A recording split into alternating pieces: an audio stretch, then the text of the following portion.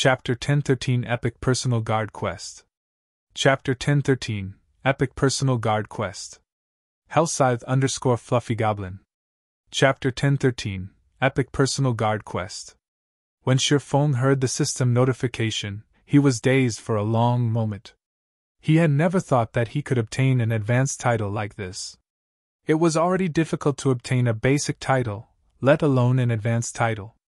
Now, just by spending 1,400 gold, not only had he dealt with the eyesores in the city, but he had also earned himself an advanced title. No one would believe this. In the past, many large guilds had willingly spent over 10,000 gold for an accurate clue that led to an advanced title, not to mention the method of obtaining one. City Protector? While Shifeng was relatively familiar with the basic titles throughout God's domain, his understanding of advanced titles was quite shallow. After all, advanced titles were extraordinary. Nobody would casually reveal information about them. City Protector, advanced title, a hero that has protected the city from the dark forces' influence. Wielder enjoys the benefits of a major noble in every human city. At the same time, personal guards can accept one epic quest per week. In addition, personal guards receive a 5% increase to quest success rate. As expected of an advanced title, it actually allows my personal guards to pick up one epic quest each week.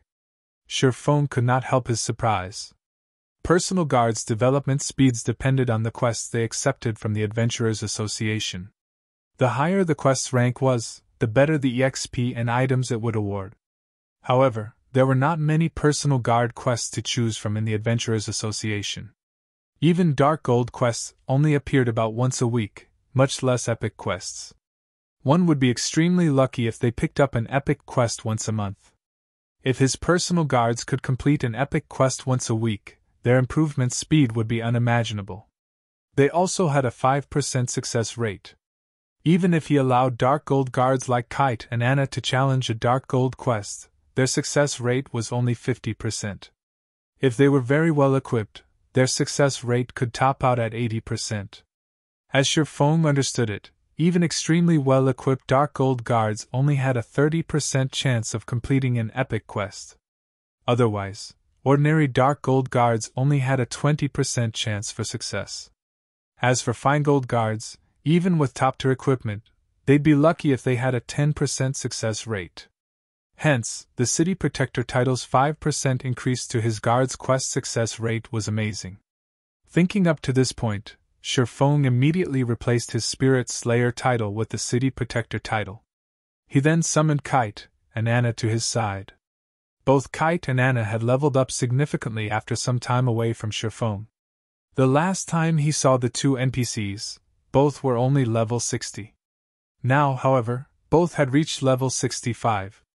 Meanwhile, Aqua Rose and Fire Dance, who stood beside Shifeng, were shocked upon seeing Kite and Anna. "How are they so strong?" Aqua Rose asked curiously. She had long since become a Viscount of White River City and could recruit her own personal guard. After mobilizing the guild's strength and Shifeng's guidance, she had managed to recruit a Fine Gold Guard. Moreover, this Fine Gold Guard was a Guardian Knight, which was an excellent match for her class. She had been overjoyed when she found this personal guard. After that, she had spared no effort to nurture her personal guard, helping the NPC accept all sorts of high-ranking quests. Her personal guard had only recently reached level 60. Who knew how many more quests the NPC had to complete to reach level 65? However, the NPC was already considered very high level. After all, the personal guards that other guilds' upper echelons recruited were usually around level 55 to 58. In terms of strength, those personal guards were nowhere near a match for hers. Yet right now, not only had both of Shifeng's personal guards reached level 65, but the NPC's auras felt like that of two level 65 Great Lords. Aqua Rose felt as if she were suffocating in their presence. After summoning his two personal guards, he spent 200 gold for both of them to accept an epic quest together. The Adventurers Association's epic personal guard quests could be completed by more than one person. Moreover, by forming a party, the guard's success rates increased. However, only personal guards that belonged to the same player could form a party. Multiple players' personal guards could not form parties together. With both Kite and Anna challenging the epic quest, the displayed success rate had increased substantially. Including the benefits from Shifeng's title, their current success rate was 37%. That percentage was high enough to excite many players, but Shifeng was not satisfied. Although a 37% success rate seemed relatively high, Shifeng knew that Kite and Anna might only succeed 1 of 5 attempts, rather than the theoretical 1 of 3. However, these NPCs could only accept 1 epic quest each week. In other words, it could take 5 weeks for Kite and Anna to complete 1 epic quest. To Shifeng, who started in God's domain with nothing and had not had the support of any corporation, this efficiency wasn't favorable. It seems that I'll have to use it. Shifeng opened his bag and looked at the rainbow fruit that sat quietly inside. As a divine artifact, the rainbow fruit could increase a player's potential, setting a sturdy foundation for challenging their Tier 4 and Tier 5 promotions. The boost might even help with one's Tier 6 promotion. After all, the 4 major hidden attributes were incredibly important. It was extremely difficult to increase any of those attributes by 1 point, not to mention improving all 4 by 15 points or more. However, using the rainbow fruit to nurture a near-invincible personal guard was also not a bad idea. In the past, despite Kite's growth potential of 92 points, he had been practically invincible among Tier 5 classes. Only Tier 6 God-ranked players could take him down a notch. If Shifeng nurtured a Tier 6 personal guard, he could stroll through God's domain unhindered. However, getting an NPC to Tier 6 was far more difficult than getting a player to Tier 6. It was not a problem that could be solved with money alone. Luck, opportunity, and strength were all necessary to raise a personal guard to Tier 6. Kite's potential is at 94, while Anna's is at 96. Although Anna is no match for Kite in a head-on fight, it will be safer to let Anna use the fruit. After giving it some thought, Shifeng decided to let Anna consume the rainbow fruit. After Anna ate the fruit, the room's mana grew rampant. However, this phenomenon was different from a high-tiered spell. It felt as if someone were deliberately controlling the surrounding mana. Right now, various elemental mana had come together to form a 7-colored mist that rapidly melded with Anna's body. Soon, the 7-colored mist formed a giant cocoon that enveloped Anna. The mist flashed, again and again, releasing a 7-colored radiance and a frighteningly powerful aura with each burst. Shifeng paled in the face of this mighty aura, and even moving a finger was difficult. As for Aqua Rose and Fire Dance, they were as stiff as statues. They could not move whatsoever. If not for them being in the VIP hall on the Adventurers Association's 2nd floor with a magic array separating them from the outside world, Shifeng did not doubt that every player in the association would have been thrown to the floor. After a minute passed, a crack formed in the 7-colored cocoon. When the cocoon shattered, Anna slowly emerged from within. However, unlike before, Anna seemed to have dominated elemental mana. The surrounding mana could not help but submit to her. Was it a success? Shifeng anxiously examined Anna's statistics. Chapter 1014 Promotion to Epic Guard. Chapter 1014 Promotion to Epic Guard. Hellscythe _ Fluffy Goblin. Chapter 1014 Promotion to Epic Guard. The frightening mana circulating in the room drove everyone's gazes to Anna. Despite having the same level and items, Anna's aura had undergone an earth-shattering change. What's going on? Guild leader, what did you do? Aqua Rose's eyes widened in shock as she looked between Shifeng and Anna. She had no idea what Shifeng had done to transform his personal guard. Previously, she had felt Anna radiate a powerful pressure. Now, however, she felt nothing from the woman. This was not the first time she had experienced such a situation, so she knew full well what had caused the change. The greatest danger was one that you couldn't sense. To put it simply, Anna's new strength was outside her range of perception. While Aqua Rose and Fire Dance were shocked, Shifeng was extremely anxious. The rainbow fruit was a divine artifact. It was likely that he would never obtain another. If Anna remained a dark gold guard after consuming the fruit, the loss would be tremendous. Shifeng took a deep breath before taking a look at Anna's statistics. Anna, Yifeng's personal guard, level 65 loyalty, 95 growth potential, 105. Epic rank. She reached epic rank. Shifeng was ecstatic. He had never heard of an epic guard. As to whether or not epic guards had existed in the past, he had no idea. He had merely been the guild leader of a second-rate guild back then. He had not been privy to many of God's domain's secrets. However, he was certain of one thing. Even among epic guards, one would be hard-pressed to find one with a growth potential as high as 105 points. In God's domain, the importance of an NPC's growth potential grew as they reached higher levels. At higher levels, even an extra point would result in a massive boost to the guard's attributes with each level up. Hence, even personal guards of the same rank and level could have drastically different attributes. Take Kite for example. Although his growth potential was only 2 points higher than it had been, after he reached the same level and tier that he had been in the past, his strength would surpass his past self by a minimum of 10%. If it came down to a battle, the present Kite could easily suppress and defeat the past Kite within a short time.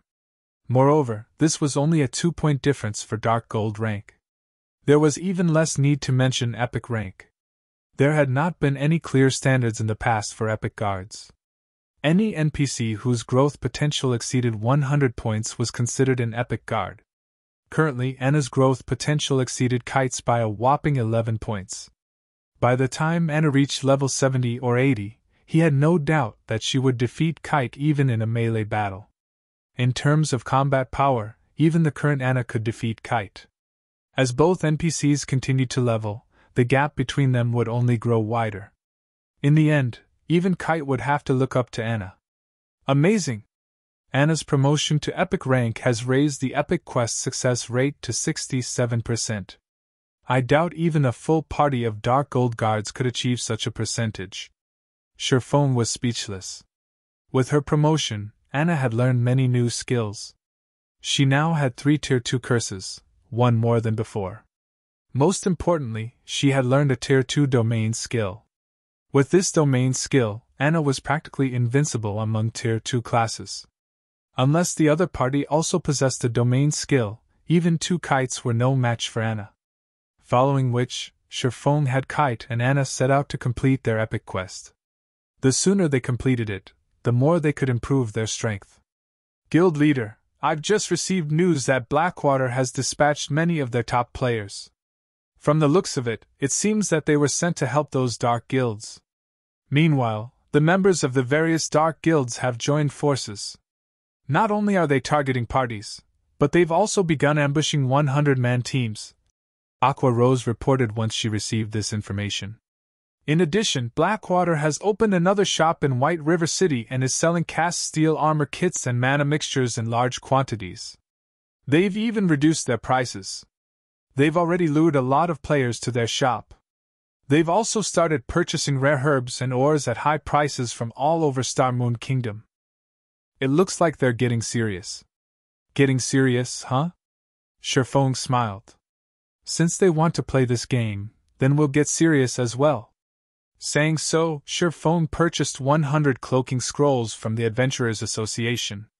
The cloaking scrolls were unique to the Adventurers Association. Only 3-star adventurers could purchase them, and each scroll cost 20 gold. The cloaking scroll were considerably useful to players adventuring in the fields. When used, the scroll provided a cloaking buff to players within a 20-yard radius, which prevented them from being tracked, searched, and perceived.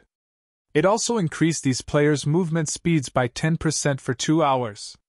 This was a must-have tool for escaping and pursuing enemies. Unfortunately, only the person who purchased items from the Adventurers Association could use them. 2-star adventurers could purchase a scroll similar to the cloaking scroll, but the scroll was only effective on themselves. Following which, Shifeng gathered the Dark Gods Legion's members and Zero Wing's main force in the guild hall. He then used the Blood Aura Crystal and Cloaking Scroll. Everyone immediately obtained a buff. White River City Region, Snowy Forest. The Snowy Forest was a level 40 to level 50 high-resource map. Usually, White River City's various large guilds came here to level. Now, however, this had become the main battlefield in the war between Zero Wing and the various dark guilds. Godfire, you really are amazing. You actually defeated that level 39 expert from Zero Wing in 3 moves. A level 39 mighty berserker in spiked armor gushed with admiration as he gazed at a level 40 emaciated youth wearing dark gray mage robes. As their dark guilds had agreed to work together, they no longer operated individually or in small parties. They now moved in large teams. After experiencing several battles together, everyone on this team admired this level 40 elementalist. It's nothing. Zero Wing's experts are noobs. They couldn't dodge my great fire dragon technique. If I were fighting our guild's experts, they would have easily dodged an attack like that rather than succumbing to my chain attacks. The youth named Purgatory Godfire said, laughing. Godfire, you're too humble. I've heard that you are the top 5th elementalist in your guild. Among the elementalists in Starmoon Kingdom, only a handful are as strong as you. Another level 40 masked assassin said. Others might not realize Godfire's strength, but he knew. After all, Godfire's dark guild was far from ordinary. The elementalist was a member of Smiling Angel. It was a top-tier dark guild that operated in multiple kingdoms and empires. The guild was many times stronger than their dark guilds, which only operated in Starmoon Kingdom. While everyone chatted with each other merrily, 5 streaks of blue light swept past the team. In the blink of an eye, 5 of the team's 50 players died, transforming into light particles before vanishing and leaving behind a few pieces of weapons and equipment. Whew! The Dark Guild players finally reacted. They turned towards the blue light's origin. They were all experts, yet they had only noticed the ambush after 5 of their team members had died. This was unprecedented. Don't even think that you can escape with your lives after killing Zero Wing's members. Chapter 10-15 Initial Display of Strength. Chapter 10-15 Initial Display of Strength. Hellscythe_Fluffy Goblin. Chapter 10-15 Initial Display of Strength. As a deep voice echoed throughout the forest, over a dozen figures emerged from the woods. Every player bore a silver, 6-winged emblem on their chests. Moreover, the lowest level player among them was level 39, while many of them were level 40. These players also brandished awe-inspiring weapons and equipment. However, after these dozen or so players appeared, the anxious Dark Guild members calmed, wearing mocking grins. And here I thought Zero Wing's members had surrounded us. It seems these people have only found us by coincidence. Indeed. It seems that we're quite lucky, though the same can't be said for them. With so few, we won't even break a sweat. A team of Zero Wing's core members. If we get rid of them, we'll earn more excellent equipment. These are Zero Wing's experts? With just a dozen or so players, they dare to ambush us? Their foolishness knows no bounds. Let's finish this quickly. If we waste any more time, Zero Wing's other members will catch up. While Zero Wing's sudden appearance had given them a scare, after a closer look, the difference in strength between them was clear. Based on each team's numbers, the outcome of this battle was obvious. Although they had lost 5 players, they still had more than 40 team members. On the other hand, there were only a dozen or so Zero Wing members. These red names had an overwhelming advantage. Not to mention, they also had a top-tier expert on their team. Leader, leave that ranger to me. I'll use him as practice for killing Black Flame.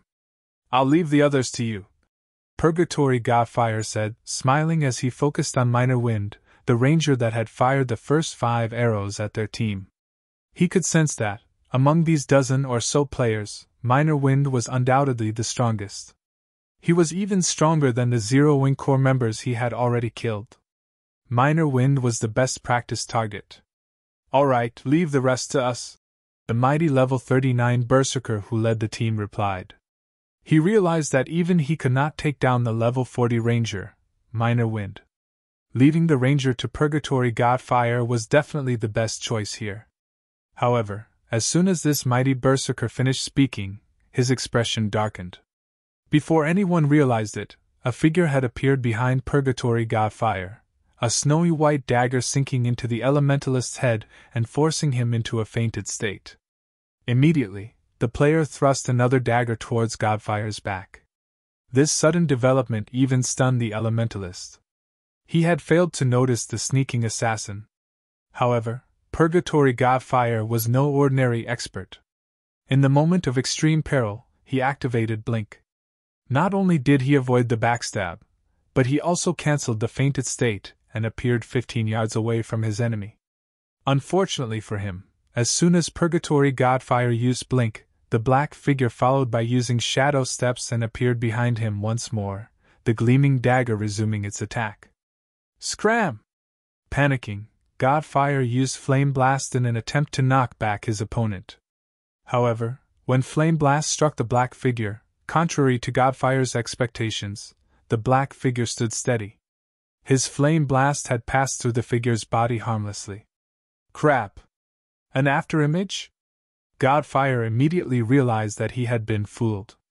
Although he tried to rectify his mistake by casting Ice Wall to guard his back, the black figure landed a kidney strike, forcing him back into a fainted state, before his Ice Wall could even take shape.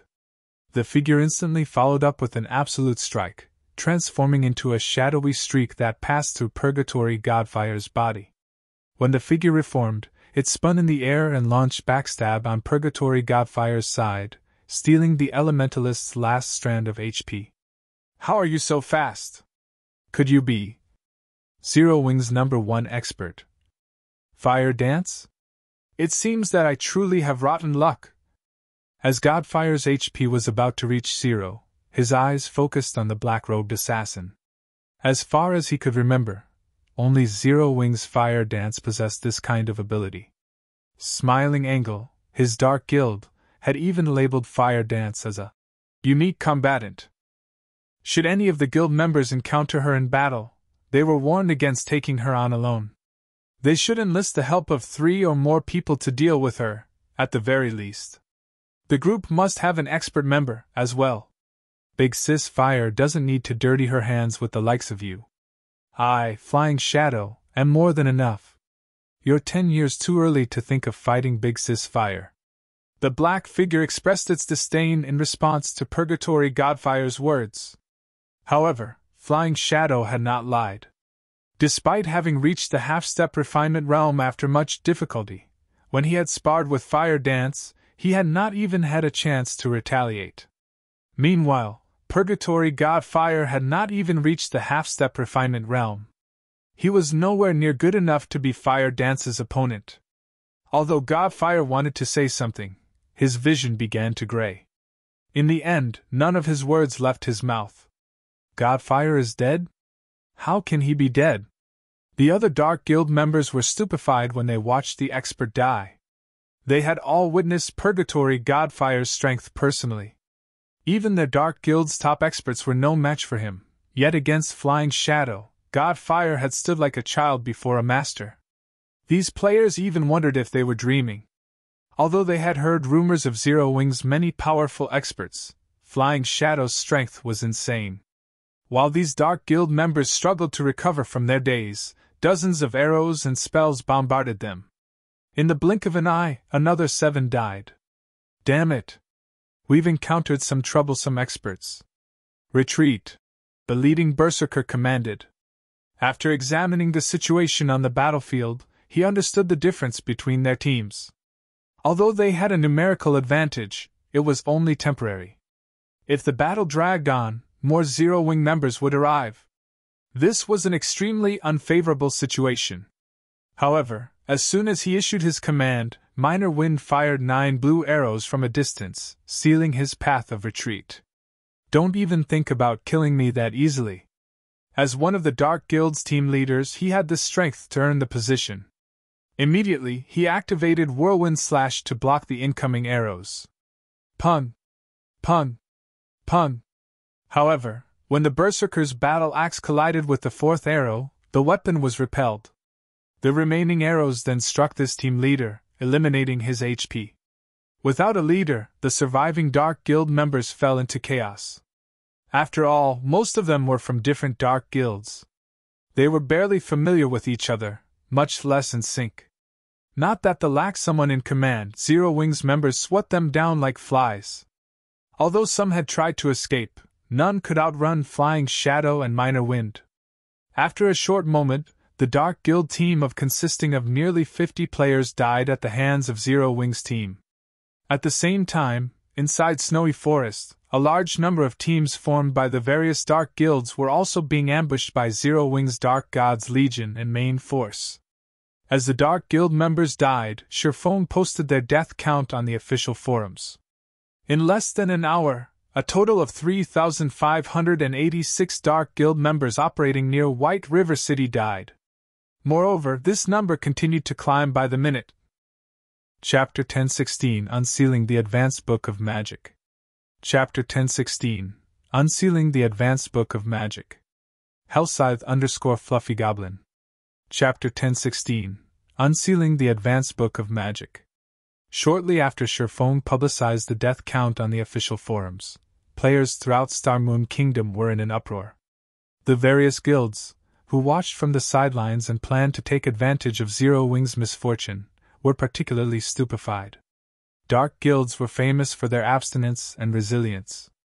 Although they had few members, taking down a dark guild in a field battle was extremely difficult for regular guilds unless they wanted to invest far more players and resources into the endeavor. Unfortunately, that was just too costly. Furthermore, on the off chance that the operation failed, the guild would suffer. This was why most regular guilds avoided provoking dark guilds. Yet, not only had Zero Wing lured over half of the Dark Guild members into a death trap, but the guild had also begun to plow over the remaining members like a bulldozer. These dark guilds were toothless and clawless beasts against Zero Wing. They posed no threat to the guild whatsoever. Zero Wing's methods were truly incredible. Most importantly, until this point, Zero Wing had suffered little to no losses during its hunt for the Dark Guild members.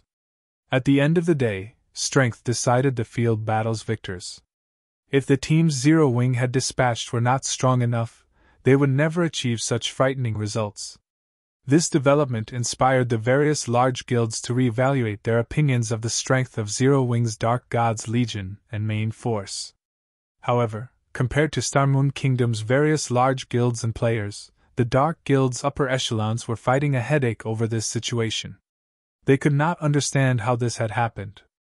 They were famous for their stealth and evasion techniques in the fields, yet Zero Wing had arbitrarily slaughtered their forces.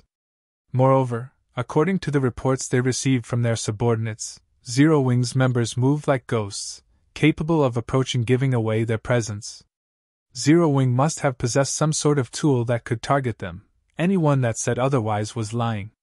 If this were the only problem, they could deal with it. The crucial issue was how few members Zero Wing had dispatched. The guild had accomplished this terrifying win with only a fraction of its power. To dark guilds like theirs, who usually won their fights through quality over quantity, this was humiliating. They had become a laughingstock throughout the kingdom. What should we do now? Do we continue fighting Zero Wing? What else can we do? Don't forget our agreement with Blackwater. If we pull back now, everything we've done will be for nothing. Indeed. Our only choice is to continue the operation.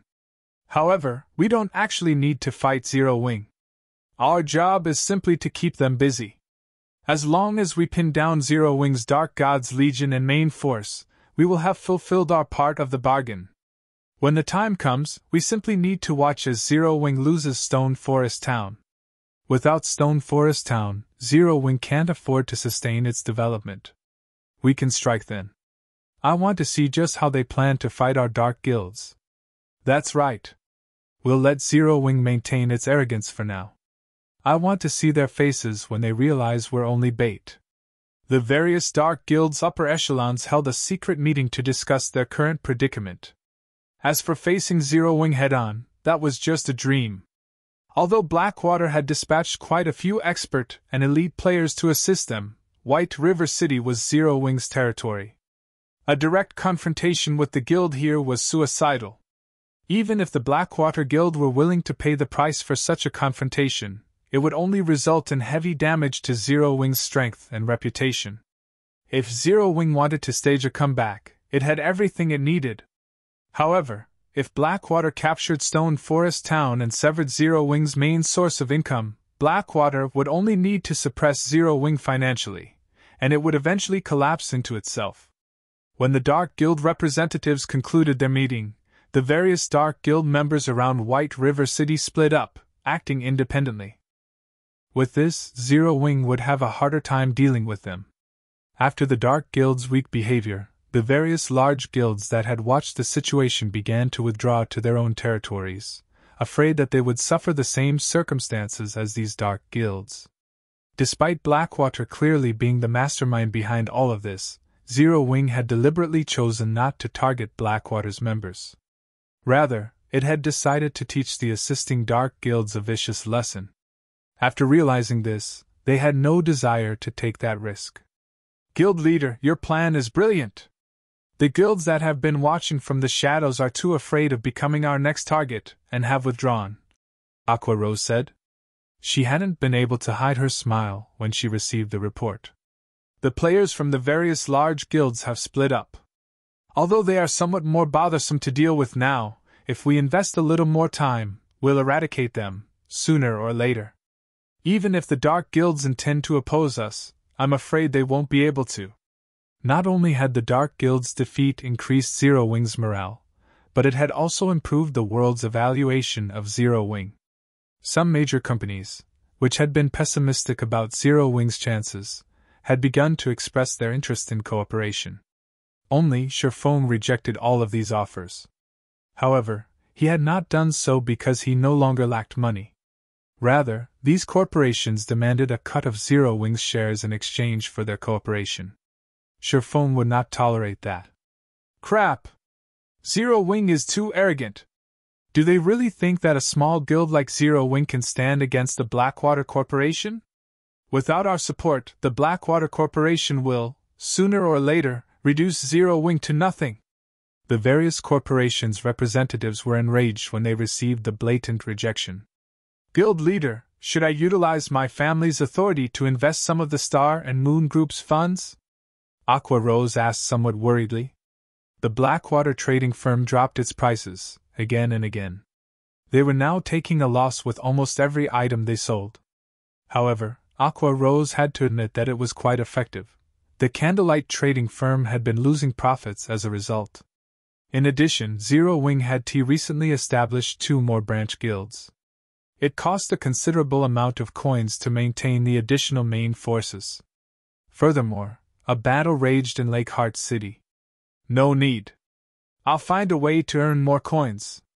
Sherfong shook his head. He had already upgraded Icarus's heart to epic rank. He had even filled the necklace's life force storage. This was a good opportunity to show what the necklace was capable of. If he became a master forger, not only would he have a higher success rate when forging the fine gold-ranked magic light set equipment, but he would also unlock the next item in the Advanced Book of Magic. The Advanced Mana Armor Kit. Previously, the strongest armor kit Sherfong had been able to produce was the Intermediate Mana Armor Kit.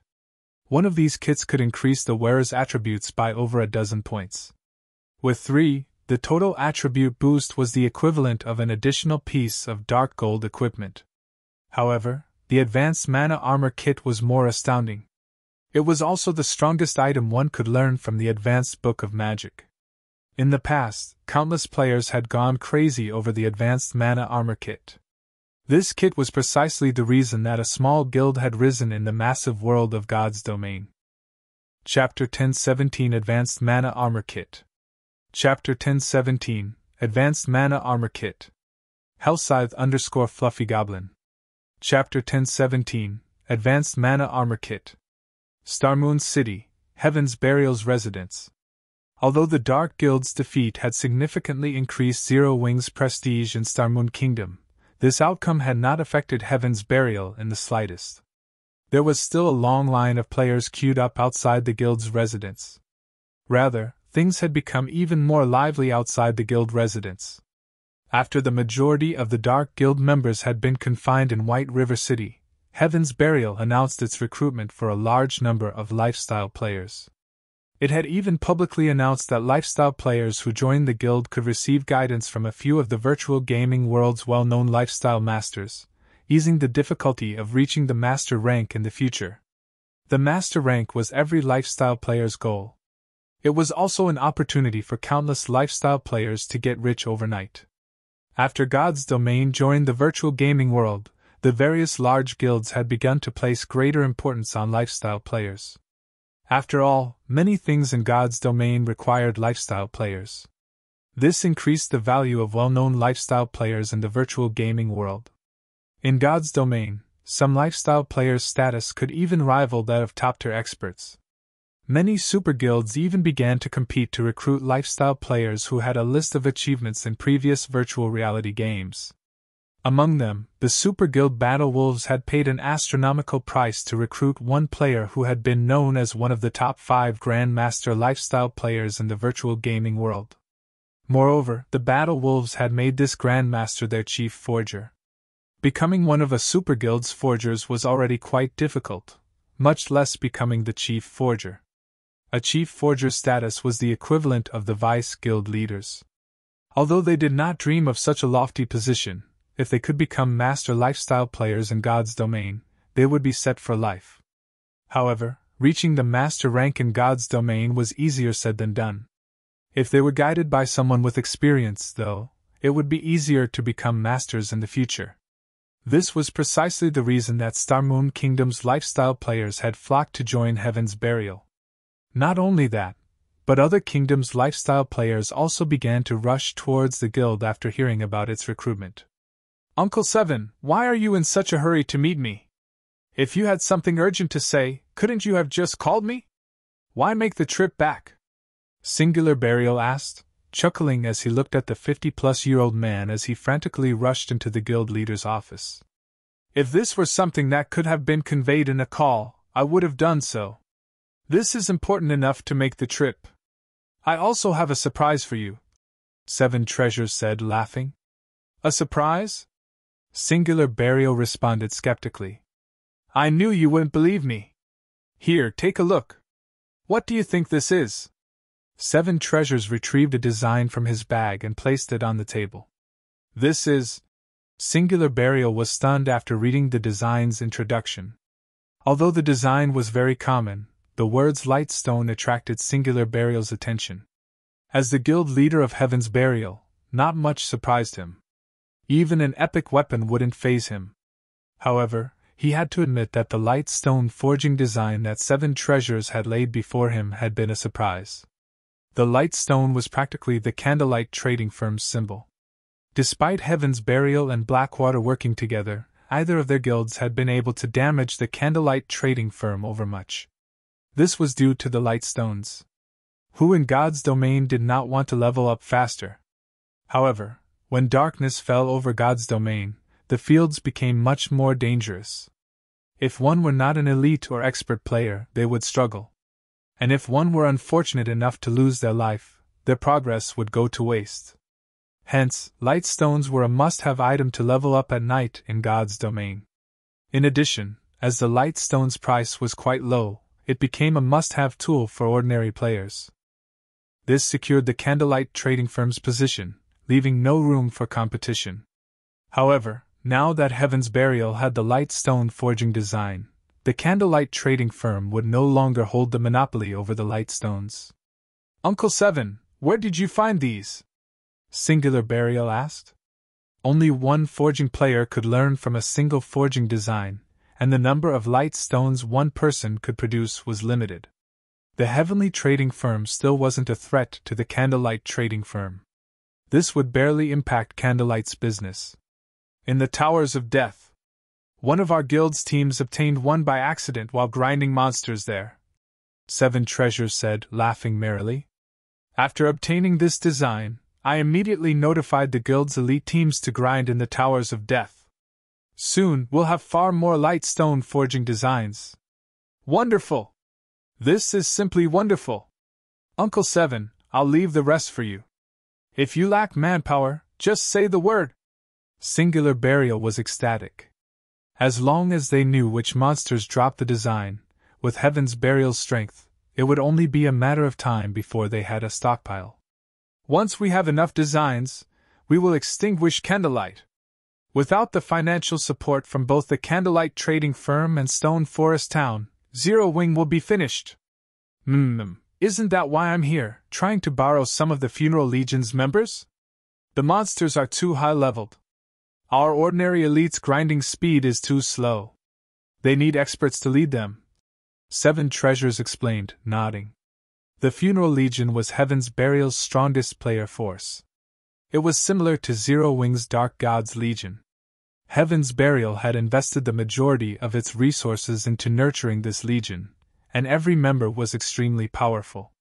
In the eyes of ordinary players, they were definitely experts. However, only the guild leader could command the Funeral Legion. They would ignore anyone else's orders. Sure, no problem. I'll give you command of 400 members. Without hesitation, Singular Burial notified the Funeral Legion's commander, instructing him to dispatch 400 members to the Towers of Death immediately. Inside one of the Candlelight trading firm's special forging rooms in White River City.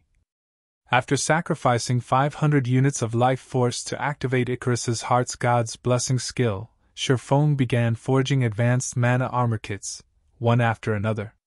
Not only had Sherfone forcefully raised his forging standard to master rank, but the effect also lasted 3 full hours. Meanwhile, God's Blessing's cooldown was only 4 hours. With this buff, he was practically a bona fide master lifestyle player. The only downside was that God's Blessing cost too much life force to sustain. Regardless, Sherfone was satisfied with this result. As a master forger, he could learn the advanced mana armor kit's production method. By utilizing various tools, he also increased his success rate with the advanced mana armor kits to 41%, which allowed him to succeed 1 out of 3 tries. In 3 short hours, Sherfone had successfully forged 31 advanced mana armor kits. Although the production volume could not compare to the intermediate mana armor kits, the advanced version's attributes trampled over the intermediate versions. Chapter 1018 Master Forger. Chapter 1018 Master Forger. Hellscythe _Fluffy Goblin. Chapter 1018 Master Forger. There were many kinds of armor kits in God's domain. However, few armor kits were suitable for high-tiered players. The advanced mana armor kit was one. Armor kits suited for high-tiered players also had another name. Extraordinary armor kits. While armor kits such as the intermediate mana armor kit and the cast steel armor kit were acceptable for Tier 1 and Tier 2 players, to Tier 3 players and above, the attributes those armor kits provided were simply too pitiful to the point of being negligible. After all, as players reached higher tiers, they received far more free attribute points with each level. At Tier 0, players received 4 free attribute points with each level, while at Tier 1, they received 8 points. After reaching Tier 2, however, players would receive 15 points. The difference was obvious at a glance. Because of this, the earlier players completed their promotion to a higher tier, the more of an advantage they had. If a player completed their Tier 1 class promotion 3 or 4 levels later than others, they would have fallen behind by over 10 free attribute points. This gap would widen if the same situation occurred at Tier 2 and beyond.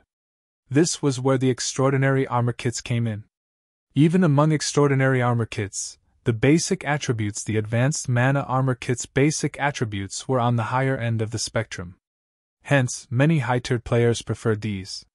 It seems my luck is quite good. The attribute increases are all above the standard. Sherfone was very satisfied with the advanced mana armor kits he had forged. Advanced mana armor kit. When physical armor kit is equipped, defense plus 600 strength increased by 3%, endurance increased by 4%, agility increased by 3%. Maximum binding limit per character, 3 cannot be bound to level 40 equipment, or below. When magical armor kit is equipped, defense plus 240 intelligence increased by 3%, endurance increased by 4%, vitality increased by 3%. Maximum binding limit per character, 3 cannot be bound to level 40 equipment, or below. When 3 kits were equipped, they would increase each of a player's basic attributes by roughly 10%. This was a considerable increase for ordinary players, not to mention expert players, who wore full sets of excellent equipment. A 10% increase to a player's basic attributes could increase one's combat power by roughly 20% to 30%. With such a huge boost to combat power, a player with 3 advanced mana armor kits could easily defeat a player possessing the same combat standards, weapons, and equipment, who did not have any armor kits equipped. Hence, many high-tiered players would flock to purchase the advanced mana armor kits. What a pity! Sherfone felt a twinge of sadness as he looked at the advanced mana armor kits he had produced. Although the advanced mana armor kit was very good, its flaws were obvious. These armor kits took significantly longer to produce than the intermediate mana armor kits. Moreover, only he could produce them. Its production volume was fated to be low. He'd be lucky to produce enough for Zero Wing's core members. At most, he could use the advanced mana armor kits to attract players to the Candlelight trading firm. These kits were not profitable products right now. Following which, Sherfone waited for an hour to pass before he used another 500 units of life force to activate God's blessing, continuing to craft the advanced mana armor kits. Once Sherfone had made 100 armor kits, he switched to forging the Magic Light set equipment. While the advanced mana armor kit provided a powerful increase to a player's attributes, its true purpose was to help high-tiered players. To current players, its increase was extremely limited. After all, current players' basic attributes were still relatively low. Compared to the armor kits, the Magic Light set equipment was far more valuable to current players. As a level 50 Feingold set equipment, the attributes it provided were far superior to a level 45 Dark Gold equipment. The set's total attributes could even put a Tier 1 set equipment to shame. Although Sherfone had obtained the Magic Light set equipment forging design, he had been an advanced forger.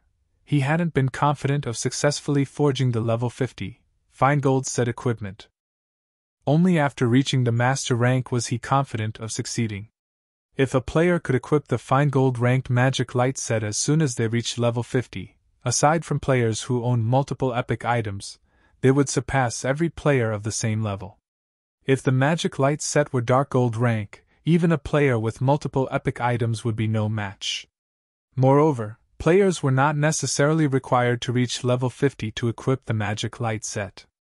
As long as they possessed weapons or equipment that reduced level requirements, they could equip the set below level 50. This was one of the benefits of owning epic or growth-type equipment. Sherfone possessed the 7 Luminaries Ring and the even more powerful Heavenly Dragon's Breath, which decreased items' level requirement by 5 and 10 levels, respectively. Sherfone was currently level 44. He was fully capable of equipping the level 50 Magic Light set right now. There were also a few players within the guild that possessed weapons, equipment, or tools that lowered level requirements. Although none of those items were as impressive as the Heavenly Dragon's Breath, they still enabled their owners to equip the Magic Light set before reaching level 50, gaining overwhelming attributes. Sherfone was incredibly pleased. Following which, Sherfone went into action. While he had been in the trial of God, the Candlelight trading firm had purchased plenty of emeralds in Emerald City. He had more than enough to make numerous Magic Light sets. Aside from the emerald requirement, which was a powerful mana conductor, the Magic Light set also required mana stones. Hence, Sherfone took out a pile of magic crystals and began his alchemical synthesis. After the 1-hour cooldown of God's blessing ended, Sherfone stood before a large mound of mana stones. He then activated God's blessing once more and began to forge the Magic Light set equipment. Compared to the advanced mana armor kit, forging the Magic Light set was significantly more difficult. Even with his various tools, Sherfone barely managed a 45% success rate. He needed roughly 3 attempts to produce a complete set. However, Sherfone was satisfied with this result. If any other master forger attempted to craft the set, they'd be lucky if they achieved a 35% success rate. Rather than producing 1 set out of 3 tries, they should thank the high heavens if they produced 1 set out of 5 tries. Forging one complete fine gold ranked Magic Light set required 18 mana stones. Meanwhile, 50 magic crystals were needed to synthesize one mana stone. According to magic crystals' current market price, each Magic Light set would need 225 gold's worth of magic crystals. With the other materials, crafting the Magic Light set was abhorrently costly. If an ordinary master forger tried to forge the set, their production costs would be well over 1,000 gold. There were not many guilds throughout God's domain who could afford such a steep price. Fortunately, Surefoam had a sufficiently high success rate. When he was lucky, he could forge one set every 2 tries. With his normal luck, he produced one set in 3 tries. By crafting these himself, Surefoam saved hundreds of gold. After 3 hours, maybe due to his high luck attribute, he produced a total of 5 Magic Light sets with his 9 attempts. As for the remaining 4 sets, they were defective products at secret silver rank. Even so, he could still make decent money from these defective products. After all, once players reached level 50, secret silver set equipment would still be relatively rare. Even guild elites would generally wear level 50 mysterious iron equipment. As Surefoam had nothing better to do while he waited for God's blessings cooldown, he took out the epic treasure chest he had obtained from the Trial of God. He hadn't carried any mana stones on him while he had been in the trial. Now that he had a pile of them, he could use this opportunity to open the treasure chest. The last epic treasure chest Surefoam had opened had surprised him. It was especially true for the Beastmaster's Compendium. Now that he had obtained another epic treasure chest, Surefoam grew nervous. Silently, he began to pray. Please don't be an epic item. Please don't be an epic item. Epic items were the most worthless items one could obtain from an epic treasure chest. The truly valuable items were designs and recipes. Following which, Surefoam sacrificed 200 units of life force and activated Divine Providence, instantly increasing his luck by 70 points. He then activated the epic treasure chest. Chapter 1019 Unbelievable Luck. Chapter 1019 Unbelievable Luck. Hellscythe _Fluffy Goblin. Chapter 1019 Unbelievable Luck. When Surefoam opened the epic treasure chest, a purple radiance enveloped the forging room. Had he opened the chest in the middle of White River City, he would have attracted everyone's attention. As the purple light faded, the room's mana density increased significantly, and remained that way for quite some time. There were a total of 3 items in the epic treasure chest. One item was luxurious red armor fashioned with white detailing. The armor was encrusted with 7 gemstones, neatly arranged to form a miniature magic array. The surrounding mana gathered around this magic array, condensing into a thin layer of 7-colored mist, which made the armor extraordinarily eye-catching. When he saw the finished product, even Surefoam was shocked.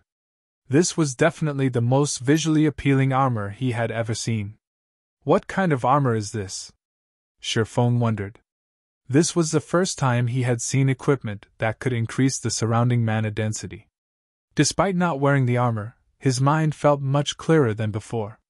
The special forging room's mana was even denser than the basic meditation room. If a player's mind could be this clear all the time, it would massively help their training and battles. Following which, Surefoam clicked to check the armor's introduction. 7 Luminaries Battle Armor, Chest Plate, Fragmented Legendary Rank, Equipment Requirement, Strength 1000 Class Requirement, Berserker when equipped, Defense increased by 100 * player's level. All attributes increased by 3 * player's level. Strength increased by 60%. Agility increased by 40%. Endurance increased by 60%. Magic resistance increased by 30%. Ignore levels plus 20. All Berserker skills plus 5 levels. All item level requirements reduced by 10 levels. Additional passive skill 17 Luminaries Protection, decreases incoming damage from players of a lower tier by 70%, players of the same tier by 40%, and players of a higher tier by 20%. Grants immunity to control skills. Additional passive skill 2 Magic Reinforcement, increases the strength of wearer's attacks by 50% and improves wielder's physique by 30%. Additional active skill 1 Sky God's Glory grants immunity to all magical damage, decreases physical damage received by 80%, and increases movement speed and attack speed by 100% for 10 seconds. Cooldown 1 hour.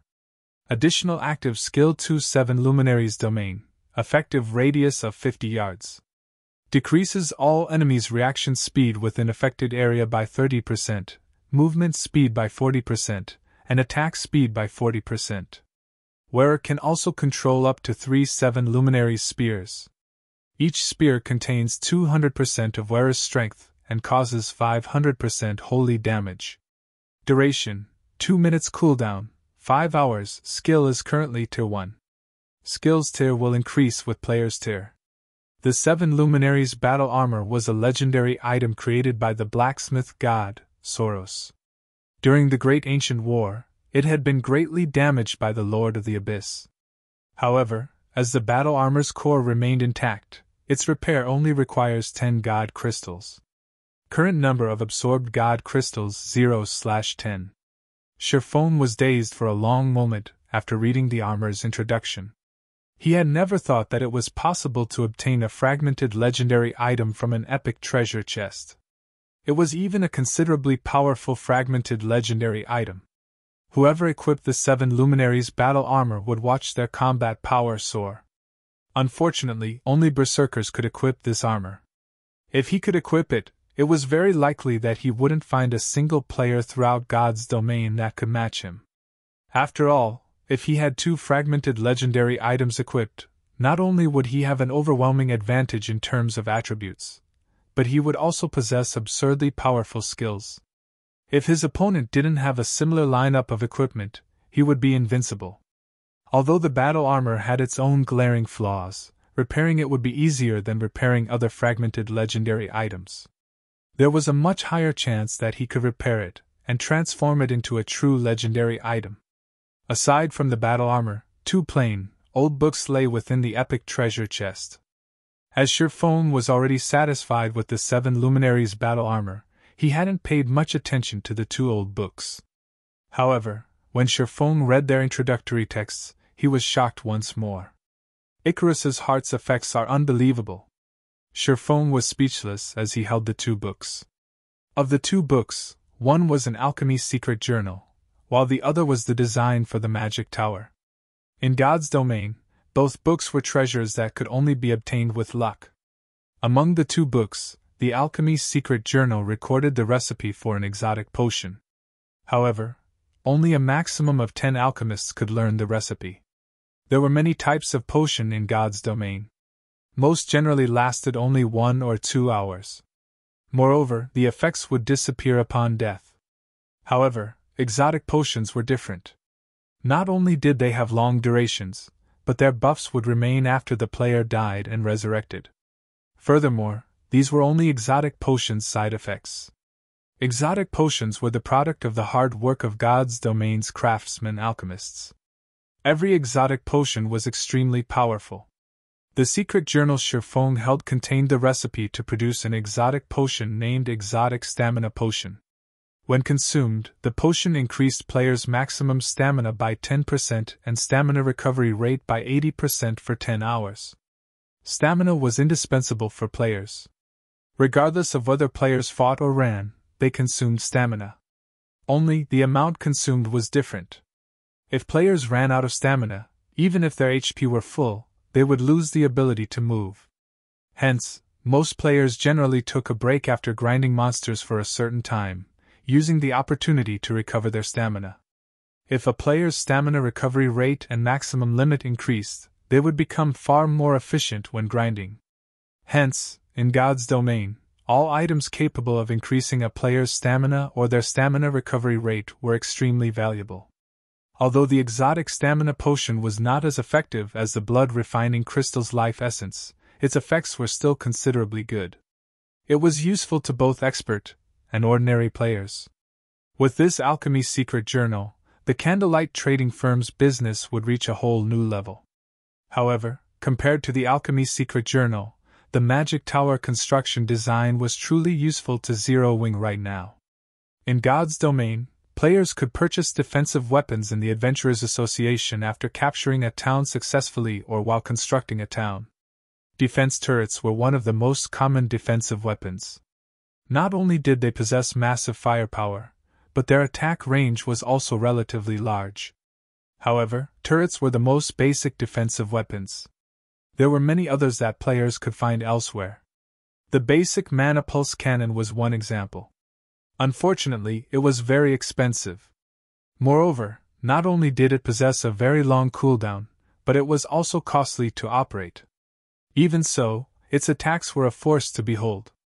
A single blast could almost rival the might of a Tier 4 large-scale destruction spell. The defense turrets could not compete with it. However, there was something even more advanced than the two aforementioned defensive weapons, the Magic Tower. Not even 8 defense turrets were a match for the defensive capabilities of a single Magic Tower. This was precisely the reason that the basic tower had become a mainstream building in Shifeng's past. Unfortunately, constructing a Magic Tower was very difficult. Now that Shifeng had the design, he would need a lot of resources to build it. Chapter 1020 Soaring Attributes. Chapter 1020 Soaring Attributes. Hellscythe _ Fluffy Goblin. Chapter 1020 Soaring Attributes. Shifeng looked at the tattered Magic Tower construction design in his hands. He would be lying if he said he wasn't excited right now. In reality, the Magic Tower was not very valuable to God's Domain's current guilds. It wasn't even worth as much as the Alchemy's secret journal. To Shifeng, however, its value far surpassed that of a fragmented legendary item. If he constructed a city in Starmoon Kingdom, the city's potential profits would even be enough to tempt superguilds to strike against them, disregarding all costs to themselves. After all, a city was much larger than a town. No measly town could compare to the population a city could hold. One could also construct a larger variety of buildings in a city. Most importantly, players seeking entertainment would flock to the city, which could impact its economy in a massive way.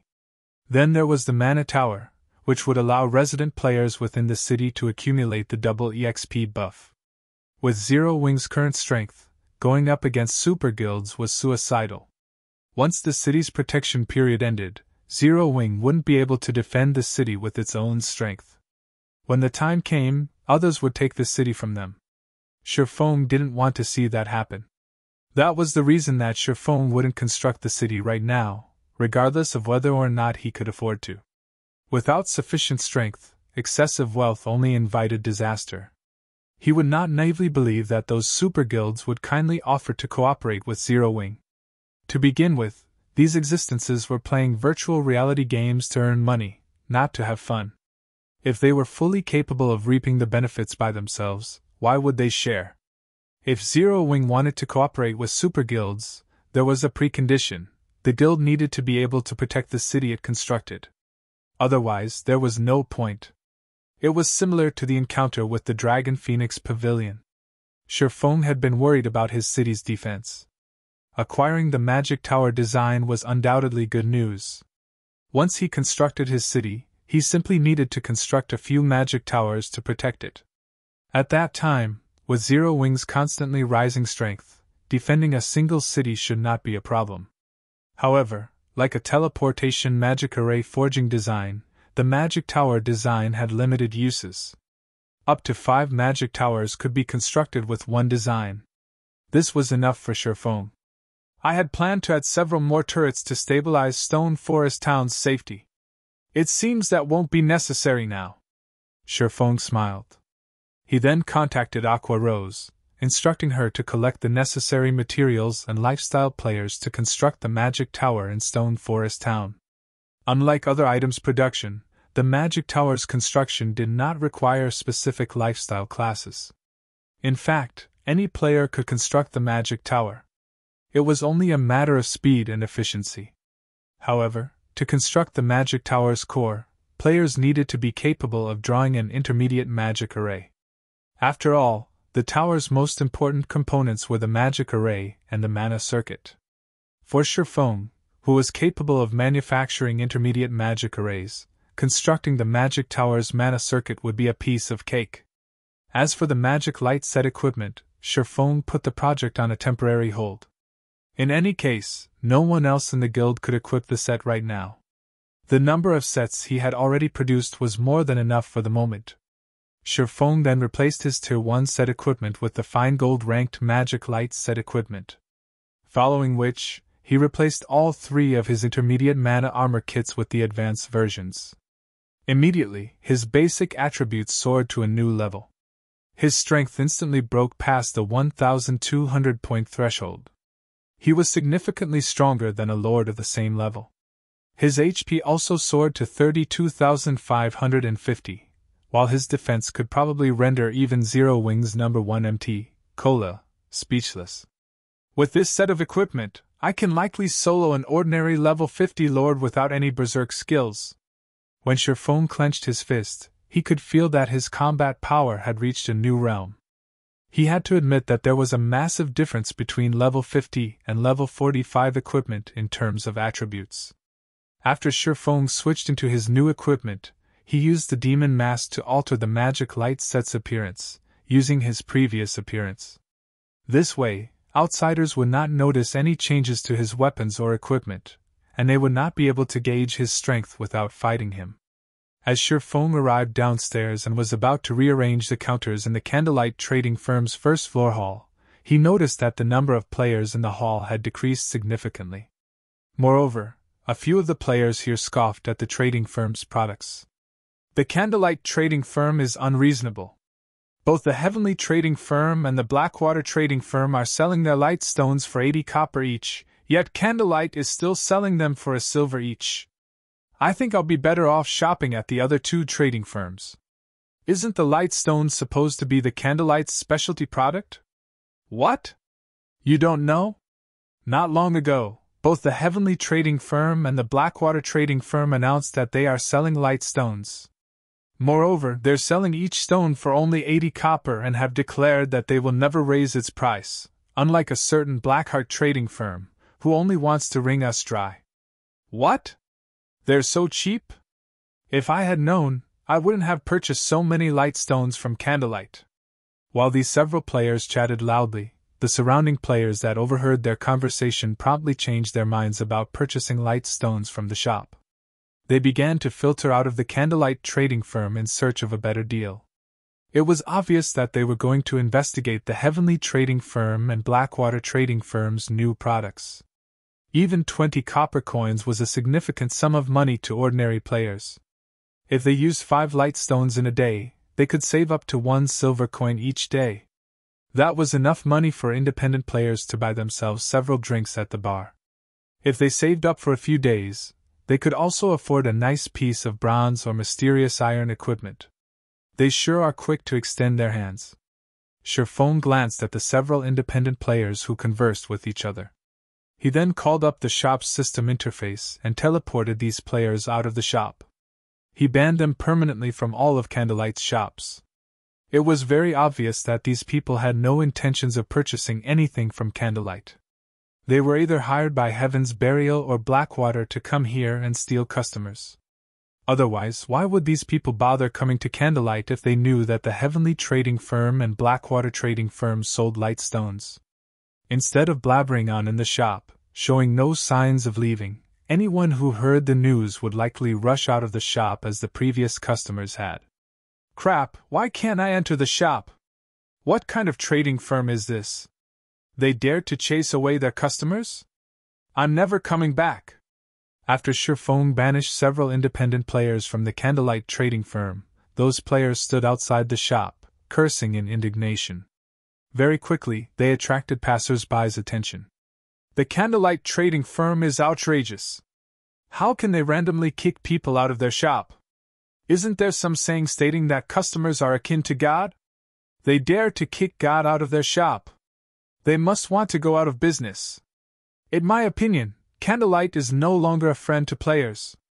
Hearing those words, the crowd on the street began to discuss the Candlelight trading firm, their discontent rising as the discussion stretched on. However, Shifeng didn't pay any attention to the situation outside of the shop. Instead, he opened a new counter in the first floor hall. He then placed 10 advanced mana armor kits on display inside the counter's cabinet. Chapter 1021 Astronomically Priced Armor Kit. Chapter 1021 Astronomically Priced Armor Kit. Hellscythe_Fluffy Goblin. Chapter 1021 Astronomically Priced Armor Kit. I can't wait to see what the Candlelight trading firm plans to do now. As several players felt triumphant, thinking that their actions would damage the Candlelight trading firm's business, they noticed that the player traffic entering the firm gradually began to increase, rather than decrease. Moreover, among these players, there were even members from various large guilds. A flood of advanced horse carriages also began to stop near the shop's entrance. Quick! Quick! If we're late, they will sell out! One after another, guild players alighted from the carriages. What's going on? The independent players who had been banned from the shop realized that something was off, but they had no idea what was wrong. Although they wanted to enter the shop to investigate the situation, no matter how hard they tried, they could not take one step into the building. They could only stare at the establishment from outside. Fellow brother, do you know what's going on inside the Candlelight trading firm? It seems that Candlelight has revealed a new product in the first floor hall. After hearing what a friend told me, I stopped what I was doing and hurried over immediately. The new product is called the Advanced Mana Armor Kit, and I heard that its attributes trump the intermediate version. However, the production volume is much lower. Hence, Candlelight intends to hold an auction in a few minutes. If I can get my hands on one, I'll definitely make a fortune by reselling it later. Advanced Mana Armor Kit? The several players that Shifeng had chased out were stupefied. They had been tasked to observe the Candlelight trading firm and to cause some trouble while they were at it. Yet, as soon as they had been kicked out of the shop, the Candlelight trading firm began to sell the Advanced Mana Armor Kit. Everyone in Star Moon Kingdom and the several surrounding countries knew about the Mana Armor Kits. However, due to their rarity, very few players could actually get their hands on them. For the intermediate Mana Armor Kits, only Zero Wings members had reliable access to them with their guild contribution points. Even then, elite members were only allowed to purchase one kit, while only core members were allowed to purchase 3. Because of this, the various large guilds were forced to purchase the intermediate Mana Armor Kits from Zero Wings members secretly, and at a high price. Moreover, only their guild's top-tier experts qualified to use the kits. Now that Zero Wing was selling the superior Advanced Mana Armor Kit, it would cause an uproar throughout Star Moon Kingdom. It was no wonder why the various large guilds had frantically dispatched their representatives to Candlelight. Even the large guilds, who had come to White River City to grind abyssal monsters, surged into the Candlelight trading firm. Thinking up to this point, these spies contacted Blackwater's upper echelons immediately, hoping these upper echelons would send representatives to purchase the kits. If they could make it in time for the auction, the guild might decide to forego their punishment. However, as soon as they began to contact their upper echelons, they heard a cheer from inside the Candlelight trading firm.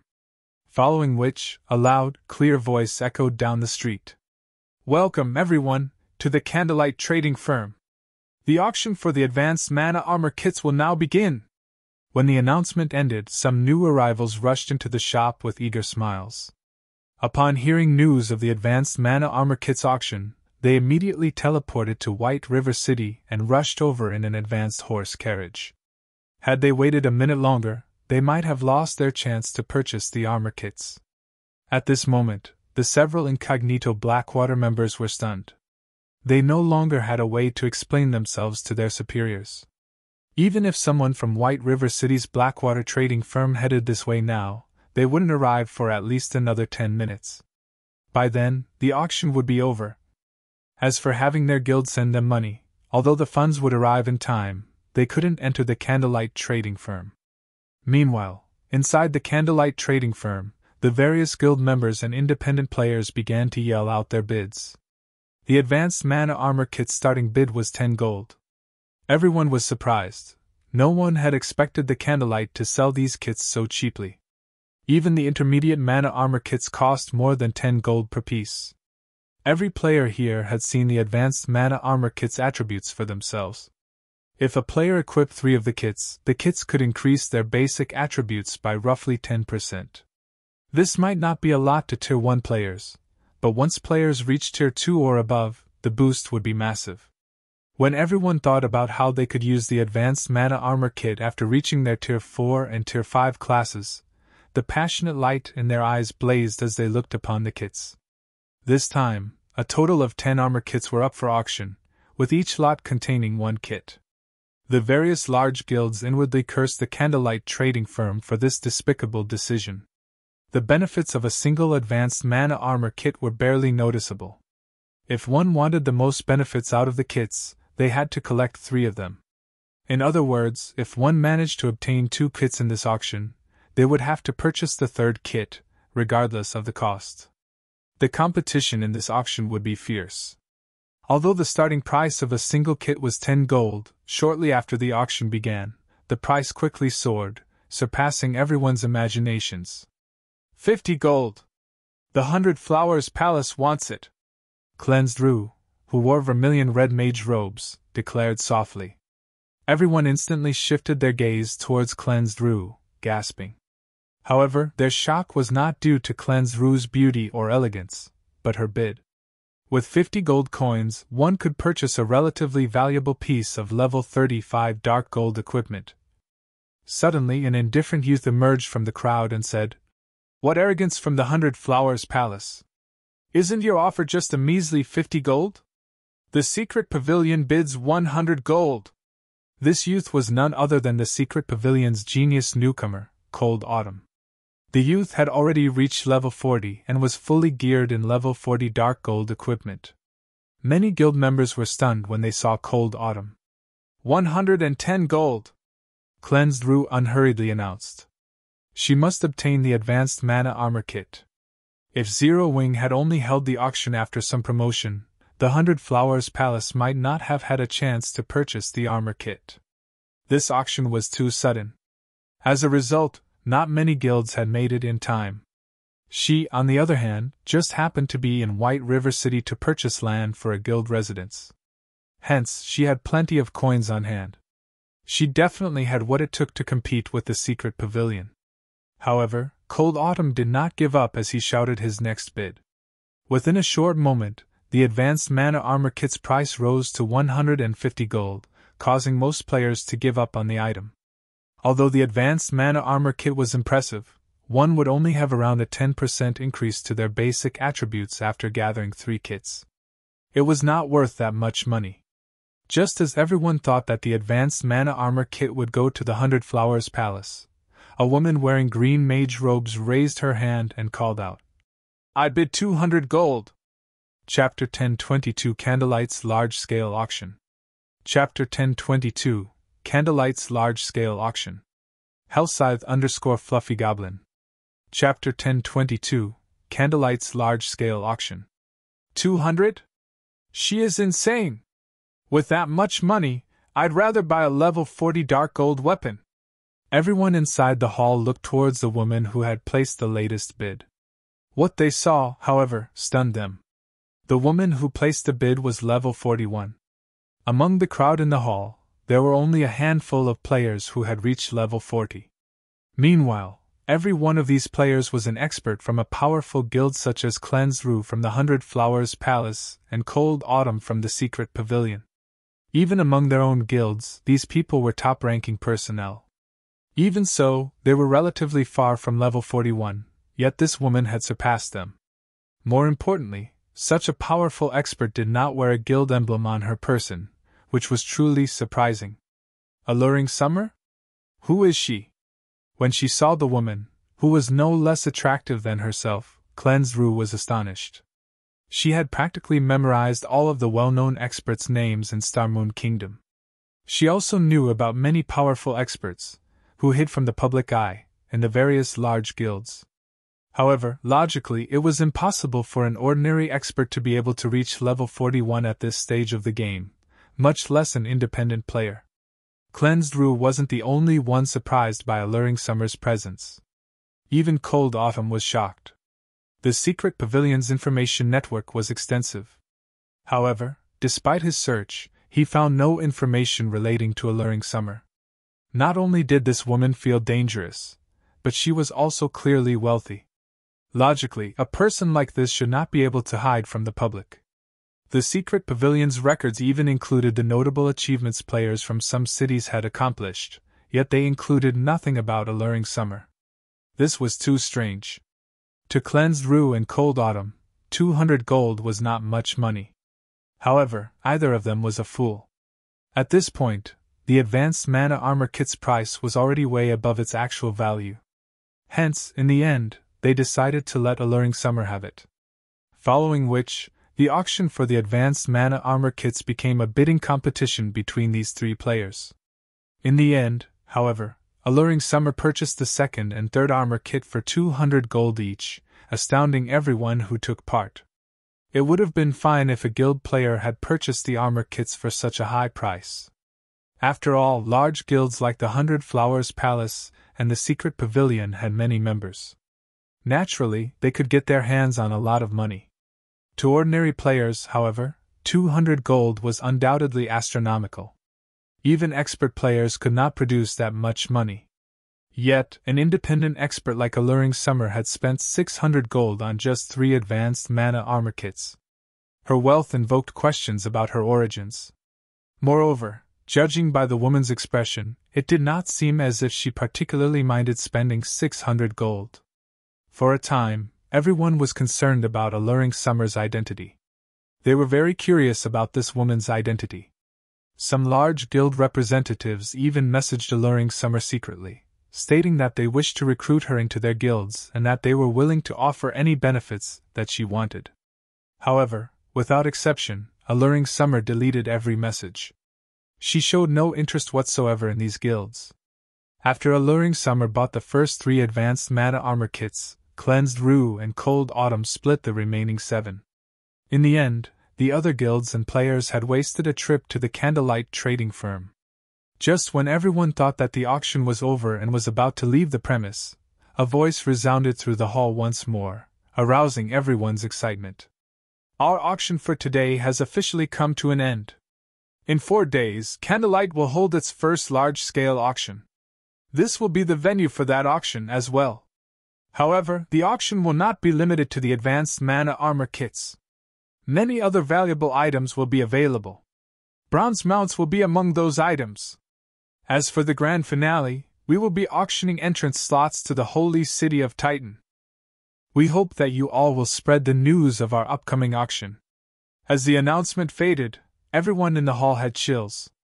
Although they had no idea what the holy city of Titan was, they knew what bronze mounts were. Many top-tier experts in God's domain had already reached level 40. This hinted that the era of mounts had officially begun. Unfortunately, they weren't easy to obtain. Ordinary players had a hard time obtaining common mounts, not to mention bronze mounts. Any guild that had their own would prioritize their own experts. A guild would never sell their bronze mounts. Yet, the Candlelight trading firm had publicly declared that it would sell bronze mounts in its large-scale auction. How could they not be excited? After the announcement, many independent experts started to consider joining the competition for the bronze mounts. After all, even ordinary experts only found one if they were lucky. However, if it were only a matter coins, then independent experts had a chance. At this moment, some independent experts were even considering to purchase coins with credits. Bronze mounts were different from common mounts. Not only were they faster, but they could also assist players in battle. This small difference might not be much to ordinary players, but to experts, it was extremely important. More often than not, that small difference could decide whether or not they could solo a powerful monster. Moreover, if they had the assistance of a bronze mount, their survivability and hunting capabilities in the fields would increase significantly. Hence, even if they had to spend a lot of credits to get their own bronze mount, they would do so. This was the equivalent of investing into one's business. What? Is Zero Wing that desperate for money? They're even selling the Titan City slots? The announcement surprised Cold Autumn. The majority of the players present might not know what the holy city of Titan was, but he knew. After all, Pantheon had exposed the truth about the Holy City to God's domain's various superpowers. So, he understood how valuable the slots to Titan City were. What an interesting guild. Everyone believes that Zero Wing will succumb to Blackwater's attack. It seems that they have underestimated Zero Wing's foundations. Cleanse Ruse smiled upon hearing this announcement, her interest in Candlelight's large-scale auction growing. After the auction, players left the Candlelight trading firm, one after another. However, once outside the shop, they found that a group of level 39 expert players radiating killing intent had surrounded the trading firm's entrance. Every one of these players wore Blackwater's guild emblem. Seeing this, ordinary players moved out of these players' way, afraid of attracting their attention. Suddenly, a tall, robust man wearing silver battle armor stepped into Alluring Summer's way and asked sternly, "Are you the one who purchased the advanced mana armor kits?" Chapter 1023 Intense Battle at the Entrance. Chapter 1023 Intense Battle at the Entrance. Hellscythe _ Fluffy Goblin. Chapter 1023 Intense Battle at the Entrance. When Blackwater's members blocked Alluring Summer's path, the people on the street turned to watch what was happening. Setting aside Alluring Summer's great beauty, her level 41 drew everyone's admiration. Between that and Blackwater's menacing players, this group had no difficulty attracting attention. So, he's Laughing Drunkard of Blackwater. Cold Autumn's gaze chilled when he saw the leading silver-armored man. Laughing Drunkard was one of the few experts who had risen to prominence in the Blackwater Guild. Although his battle record was limited, he had, single-handedly, defeated the Star Alliance's Purple Eye and a dozen or so experts, wounding the first-rate guild. He already ranked within the top 1,000 on the God's Domain experts list. Moreover, it was obvious that Laughing Drunkard had not used his full strength in his last battle. Due to this, the secret pavilion had investigated this man thoroughly. Even now, Cold Autumn could remember Yuan Tiexin's words, warning him that, should he encounter Laughing Drunkard in the fields, caution would be best. His safest option was to step aside and take a long way around.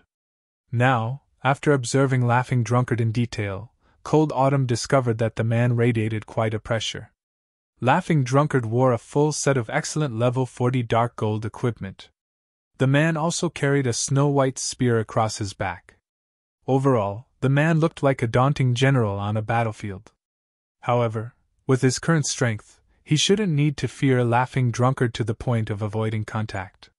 This left Cold Autumn confused about Yuan Tiexin's warning.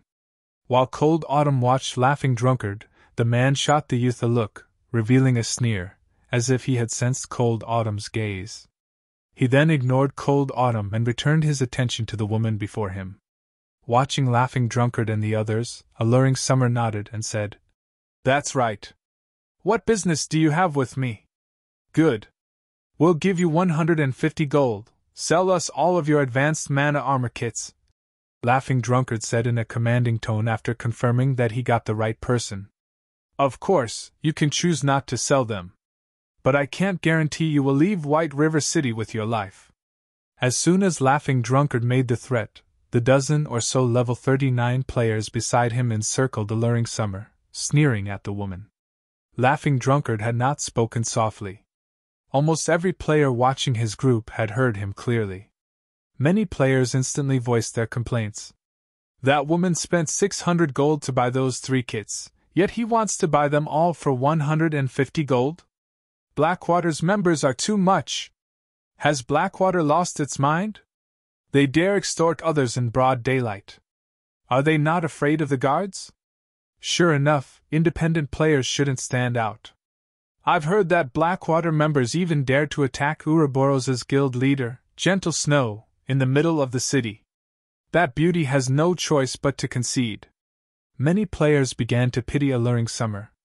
Everyone understood that, rather than targeting Alluring Summer specifically, Blackwater's true intention was to demonstrate its might in White River City. Blackwater was currently engaged in an all-out war against Zero Wing. Now that Zero Wing had declared its large-scale auction in 4 days, Blackwater had to do something to suppress Zero Wing, preventing the guild from making a comeback. An independent player like Alluring Summer, who had purchased the Candlelight trading firm's items and wasn't particularly strong, would undoubtedly be Blackwater's best target for a demonstration. Whether Alluring Summer handed over the items willingly or they took the items by force, the act would send a message that anyone who purchased items from Candlelight would suffer the consequences. "You're going to attack me if I refuse?" Narrowing her eyes, Alluring Summer smiled as she said, "I want to see if your Blackwater is strong enough to do so, then. You must want to die." A level 39 black-robed assassin suddenly appeared behind Alluring Summer, his eyes containing bloodlust. The assassin thrust his dagger towards the back of Alluring Summer's head, giving the woman no room to dodge or counter. "Despicable!" Cleansed Rue, who stood by the side, inwardly cursed this sight. While Laughing Drunkard had been talking, he had sent an expert assassin to approach Alluring Summer stealthily and attack her should the negotiations fail. This was truly despicable behavior. As everyone thought that Alluring Summer was done for, they watched the level 39 assassin's dagger pass through the woman's body harmlessly. Rather than finding its target, the assassin's attack struck Alluring Smile's afterimage. Her reaction time is so fast. Cold Autumn's eyes widened, shocked at Alluring Summer's speed. If he faced such a sneak attack, he would likely lose his life, then and there, yet Alluring Summer had dodged the attack as if she had predicted it. However, these players from Blackwater weren't ordinary players either. Every one was an expert. After realizing that his attack had failed, that assassin turned to where Alluring Summer had aimed her blink. After discovering the woman, he used shadow steps. In the blink of an eye, the assassin appeared behind Alluring Smile once more. With a backhand swing, he sent a backstab at Alluring Smile, the fluidity of his movements impressing many of the guild experts who watched the fight. Pun! Before anyone realized it, an ice wall had appeared behind Alluring Summer. When the dagger struck the wall and subsequently slowed, Alluring Summer tilted her body forward slightly, deftly dodging the assassin's backstab.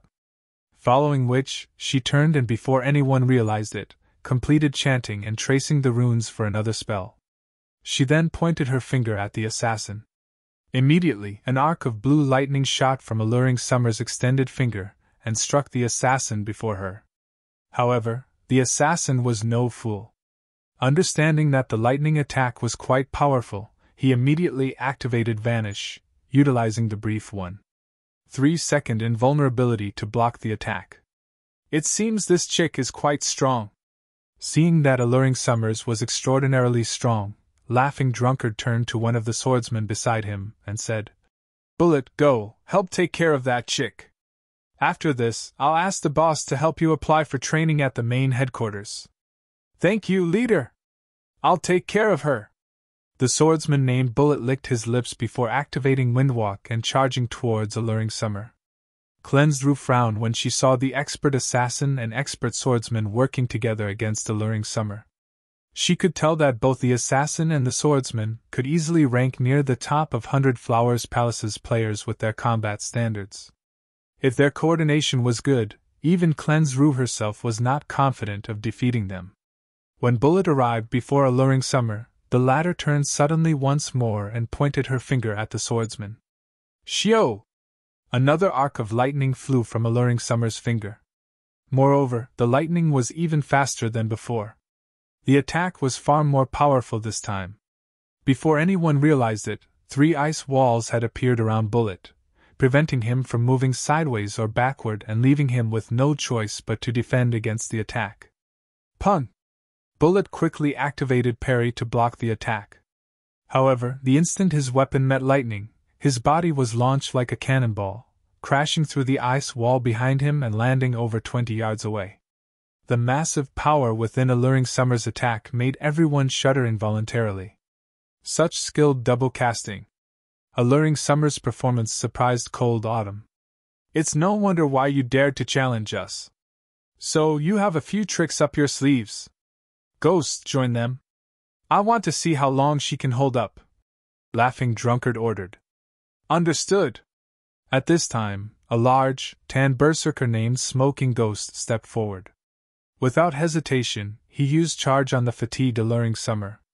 Just when this level 39 berserker's weapon was about to hit Alluring Summer, a 3-meter-tall skeletal claw appeared beside the berserker without so much as a sound.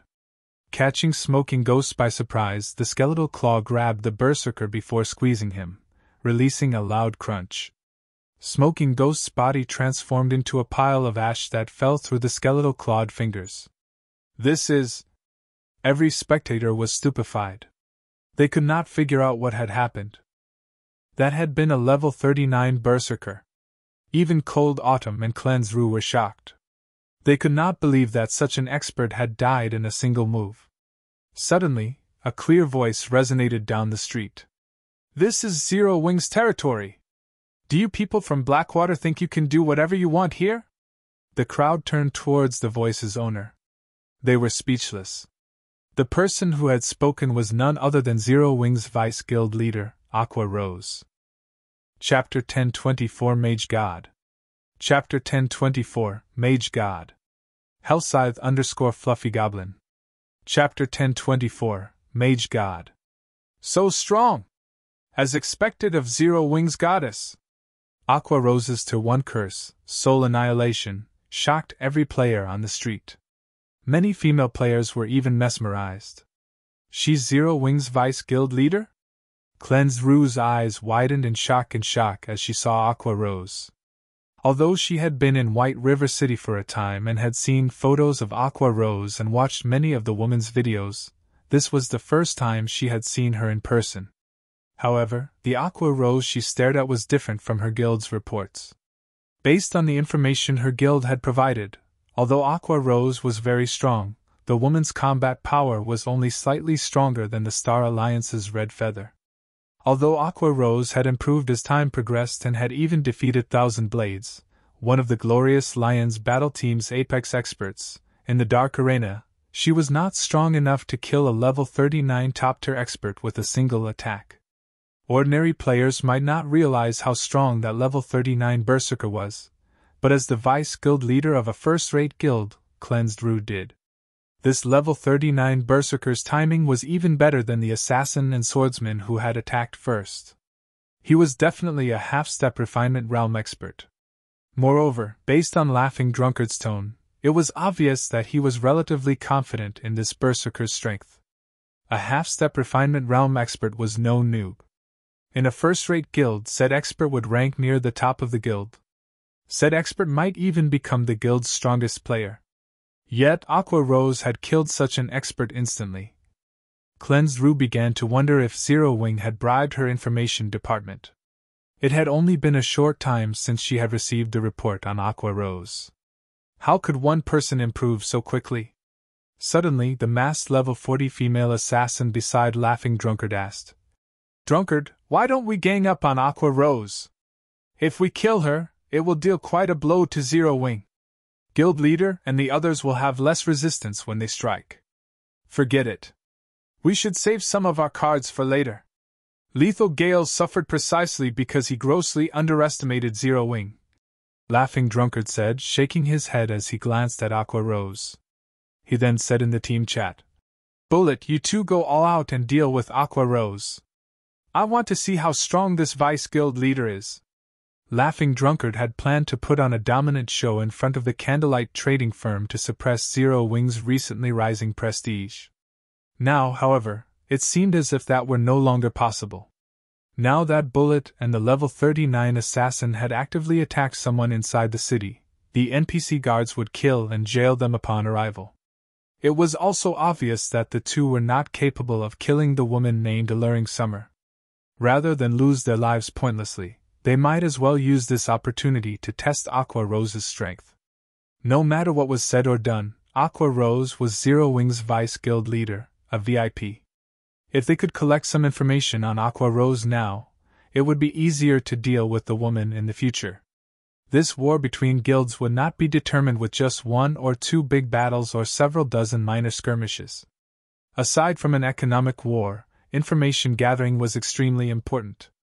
Information could determine a war's outcome if used during a crucial moment. Understood. After Bullet and the assassin received their command, they activated their berserk skills before turning and dashing towards Aqua Rose. Like machines, there wasn't a shred of hesitation in their eyes. Both players' attributes rose significantly, and their dangerous auras resembled that of wild beasts. The surrounding players instantly felt death loom over them, and they started to back away from these two players. After the two activated their berserk skills, each temporarily gained the combat power of a lord of the same level.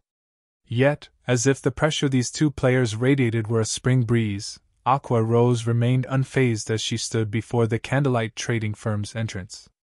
Watching the two players charge at her, Aqua Rose simply waved her staff. The ground beneath her feet turned pitch black, and as if this black shadow were contagious, it spread quickly, covering the ground around her.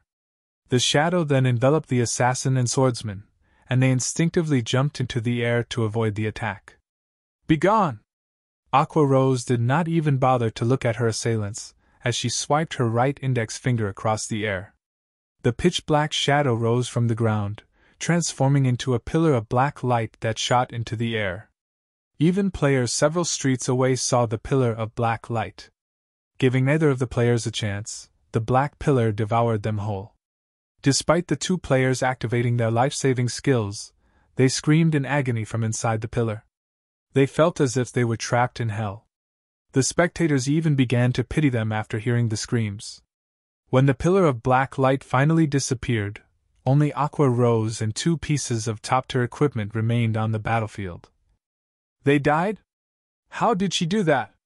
This scene left everyone gasping. Unlike the Berserker, who had died without any display of strength, Blackwater's assassin and swordsman had shown off their combat standards against Alluring Summer. Thus, everyone watching the battle had a clear grasp of how strong those two experts were. Laughing Drunkard, who watched from afar, wore a dark expression. Aqua Rose was a lot stronger than he had expected. Until now, she had only used two skills. This wasn't enough for him to judge her current standard. Moreover, the information he gleaned from the pillar of black light was not enough to reach a conclusion. The assassin and swordsman had died for nothing. After Aqua Rose finished collecting her loot, she looked towards Laughing Drunkard and said, "If you still want to fight, attack me together. I don't have time to waste on fighting you one by one." Currently, she was in a relatively good mood. She had only used two skills to earn 2 pieces of level 35 dark gold equipment. She could probably make close to 100 gold if she sold these 2 items. Unfortunately, Blackwater's members had swiftly retrieved the equipment the Berserker had dropped. Otherwise, she could have earned more money. "You!" When Blackwater's players heard Aqua Rose's provocation, they all wanted to jump into action. Although Aqua Rose's skills were indeed powerful, skills like those generally had very long cooldowns. If they charged at her now, they would be more than capable of defeating the Cursemancer. "We're leaving!" Laughing Drunkard extended a hand to stop his teammates. "Now is not the time to fight them. We will have plenty of opportunities in the future." Saying so, Laughing Drunkard led his team away from the Candlelight trading firm's entrance, earning jeers and mocking gazes from the surrounding players for his trouble. At the same time, the bystanders began to admire Zero Wing even more than before. White River City's native players cheered. In their eyes, Zero Wing was a local guild, while Blackwater was the enemy. Naturally, they would celebrate when Zero Wing suppressed Blackwater. "Aqua, isn't your transformation a little too intense? It's only been some time since we've seen each other, yet I nearly failed to recognize you." As everyone left the venue, Alluring Summer, who had silently stood by the side, smiled and greeted Aqua Rose. "Not here. Let's continue our conversation inside." Aqua Rose responded to the greeting with a smile of her own. She then led Alluring Summer into the Candlelight trading firm. The remaining players on the street were stunned. They had never expected Alluring Summer to be acquainted with Zero Wing's vice guild leader, Aqua Rose. They know each other? Why doesn't the secret pavilion know anything about this? Cold Autumn was similarly shocked. Alluring Summer's strength could not be ignored. After seeing the speed of her double casting, Cold Autumn knew that the woman was extraordinary. Unfortunately, Aqua Rose had ended the battle too abruptly, giving Alluring Summer no opportunity to display her true strength. If Shirfong were present, he, too, would have been surprised. After all, he was extremely familiar with the woman named Alluring Summer. Surephone wasn't the only one. Practically every player in God's domain had heard of her in the past. Her fame had all been due Alluring Summer's past nickname, the Lightning Mage God. Chapter 1025 Recruiting the Mage God. Chapter 1025 Recruiting the Mage God. Hellscythe_Fluffy Goblin. Chapter 1025 Recruiting the Mage God. After the auction for the Advanced Mana Armor Kit ended, news of the Candlelight trading firm's plans to hold a large-scale auction spread like wildfire. It quickly became the hot topic throughout Starmoon Kingdom. Zero Wing is so amazing! I never thought that it would even sell bronze mounts.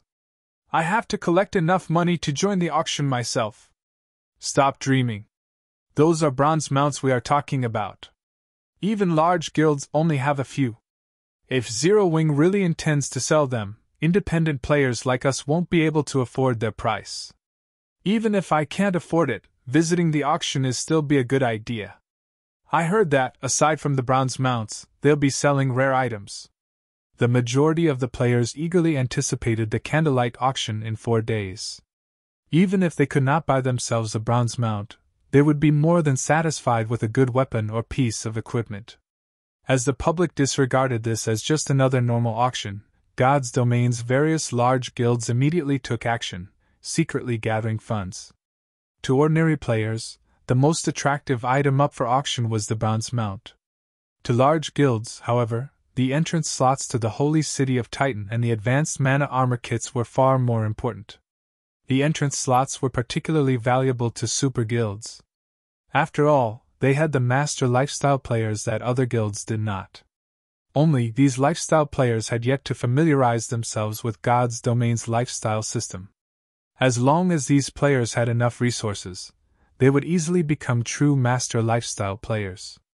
With Super Guild's expansive network of connections, they could easily earn a ton of coins with these master lifestyle players' advanced products.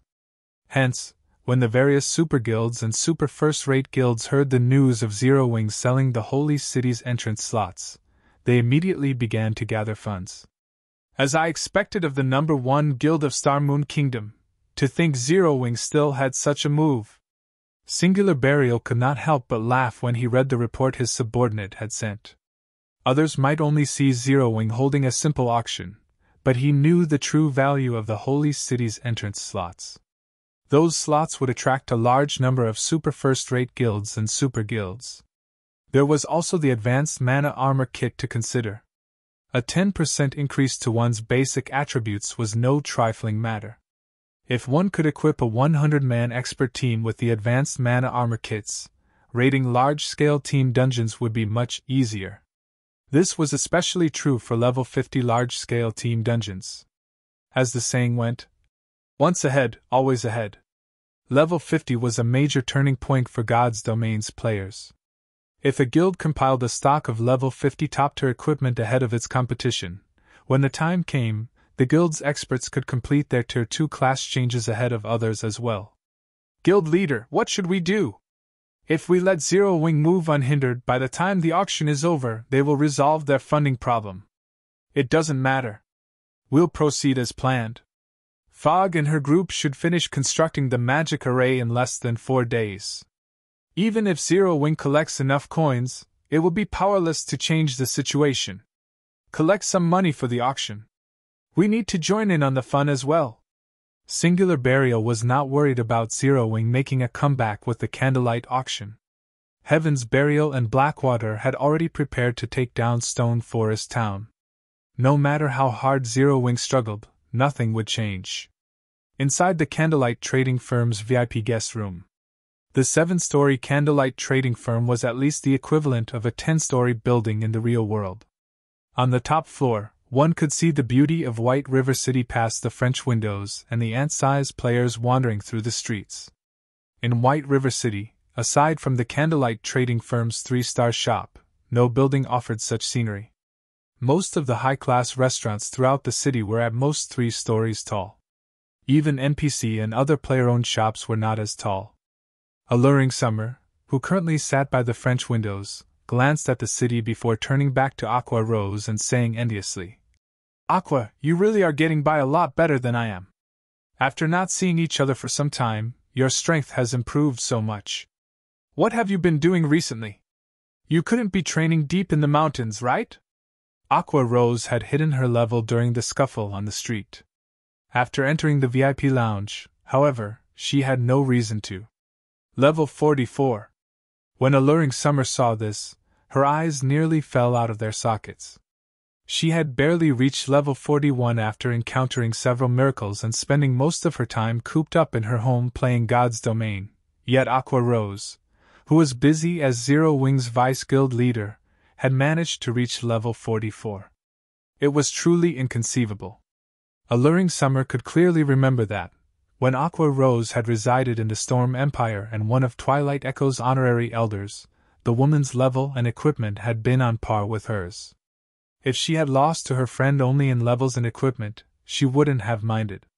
The biggest issue was that Aqua Rose had also improved her combat techniques.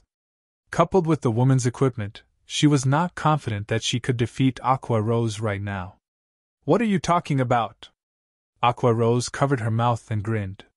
She had known Alluring Summer since she was young as their families were friends. However, Alluring Summer was a far more talented gamer than herself. Due to that, this woman had always bullied her. Now that Alluring Summer had said such a thing, the little vanity inside her was quite satisfied. She felt even happier than when she had defeated the Star Alliance. "Who do you think you're trying to fool? Look at that smile on your face." Alluring Summer rolled her eyes at her friend. Eagerly, she asked, "Speak. What have you been doing recently? How did you improve so quickly?" All right. I'll talk." Aqua Rose nodded. "To be honest, I've asked you here for a reason. I'm sure that you have heard about Zero Wing, even in the Storm Empire. I invited you here today to ask you to join Zero Wing. Join a guild?" Alluring Summer shook her head straightforwardly and said, "Forget it. I'm used to moving alone. I hate being bound by guilds' restrictions more than anything. Don't even try to persuade me. I refuse to join any guild. Don't you want to improve your combat techniques?" Aqua Rose had predicted this reply. Smiling, she said, "Hasn't that always been your goal? If you are always alone, I'm afraid that you'll never catch up to that person. I've heard that that person is getting by pretty well in God's domain. His strength has already reached an unimaginable realm." Chapter 1026 Top 10. Chapter 1026 Top 10. Hellscythe _ Fluffy Goblin. Chapter 1026 Top 10.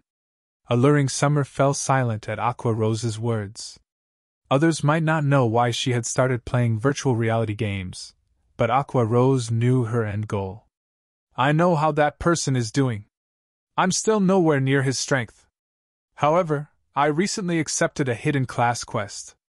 If I can complete the quest and obtain a hidden class, I might have a chance of catching up in the future," Alluring Summer said seriously. "I believe that you are familiar with his standards. Can you say with certainty that I can surpass that person by joining Zero Wing?" Before she arrived in Star Moon Kingdom, she had researched Aqua Rose's guild thoroughly. She had to admit that it was miraculous that a small, unknown guild had grown to become Star Moon Kingdom's #1 guild in such a short time. However, Star Moon Kingdom wasn't much when compared to the whole of God's domain. There were hundreds of kingdoms. Star Moon Kingdom was only slightly above average kingdom. Meanwhile, empires stood far above kingdoms. Based on what she knew, there were other small, unknown guilds that had taken control of entire kingdoms. There was even a third-rate guild that dominated an empire, though said third-rate guild possessed an extraordinary background. On the other hand, Zero Wing had yet to take control over Star Moon Kingdom fully. Among the many rising small guilds in the game, it merely ranked among the top. It did not rank #1. Furthermore, the recently established Blackwater Guild was an extremely tough opponent for Zero Wing. In the real world, the Blackwater Corporation had begun to gather all sorts of resources. It was clear that the corporation planned a major move in God's domain to seize some of the shares in God's domain's market. As an international corporation, the amount of resources the Blackwater Corporation wielded was beyond imagination. Even without any tricks, it could easily defeat first-rate guilds. To put it bluntly, Zero Wing was having a hard time staying afloat right now. How could the guild possibly help her improve? When Alluring Summer had expected Aqua Rose to hesitate and failed to answer her question confidently, Aqua Rose revealed a dauntless smile and responded, "If you work hard enough after joining Zero Wing, I assure you that you will achieve your goal." If Alluring Summer had asked this question in the past, she wouldn't have been so certain. After all, she knew full well how powerful Alluring Summer's target was. It was not just a matter of being strong. That person was on an entirely different level. Only someone as talented as Alluring Summer could dream of surpassing such a person. As for herself, she had only been able to look up to him. However, things were different now. In the past, she had been barred from that person's world. However, thanks to Sherfone, she was beginning to enter it. With Alluring Summer's frightening talent, it was incredibly likely that she would surpass that person in the future. Hearing Aqua Rose's resolute answer, Alluring Summer was stunned. If Aqua Rose were not her best friend, she would suspect the woman of some trick. Seeing Alluring Summer's hesitation, Aqua Rose took a deep breath and said, "I understand your thoughts. How about this? Join Zero Wing. If you think remaining in Zero Wing won't help you reach your goal, I'll ask the guild leader to let you go personally. How about it?" In reality, she had not asked Alluring Summer here only because she wanted to add her strength to Zero Wing, but also because she wanted to help her friend realize her dream. Firstly, she planned to recruit Alluring Summer as a Zero Wing Corps member and expose her to the guild's training. This was the greatest concession she could offer right now. After all, Zero Wing was not hers. She could not selfishly offer the guild's resources to an outsider. "Really?" Alluring Summer asked warily. She knew that as players were given access to more resources in a large guild, they would be bound by more restrictions.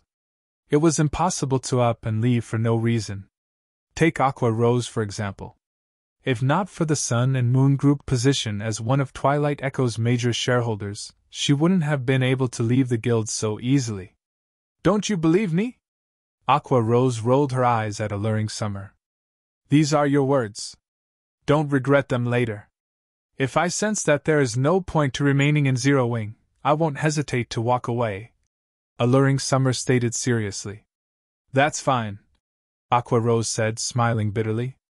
"If you don't have any other issues, sign this contract. Once you sign it, you'll be one of Zero Wing's core members and can enjoy all of the benefits that come with the position." Alluring Summer then read the system-approved contract.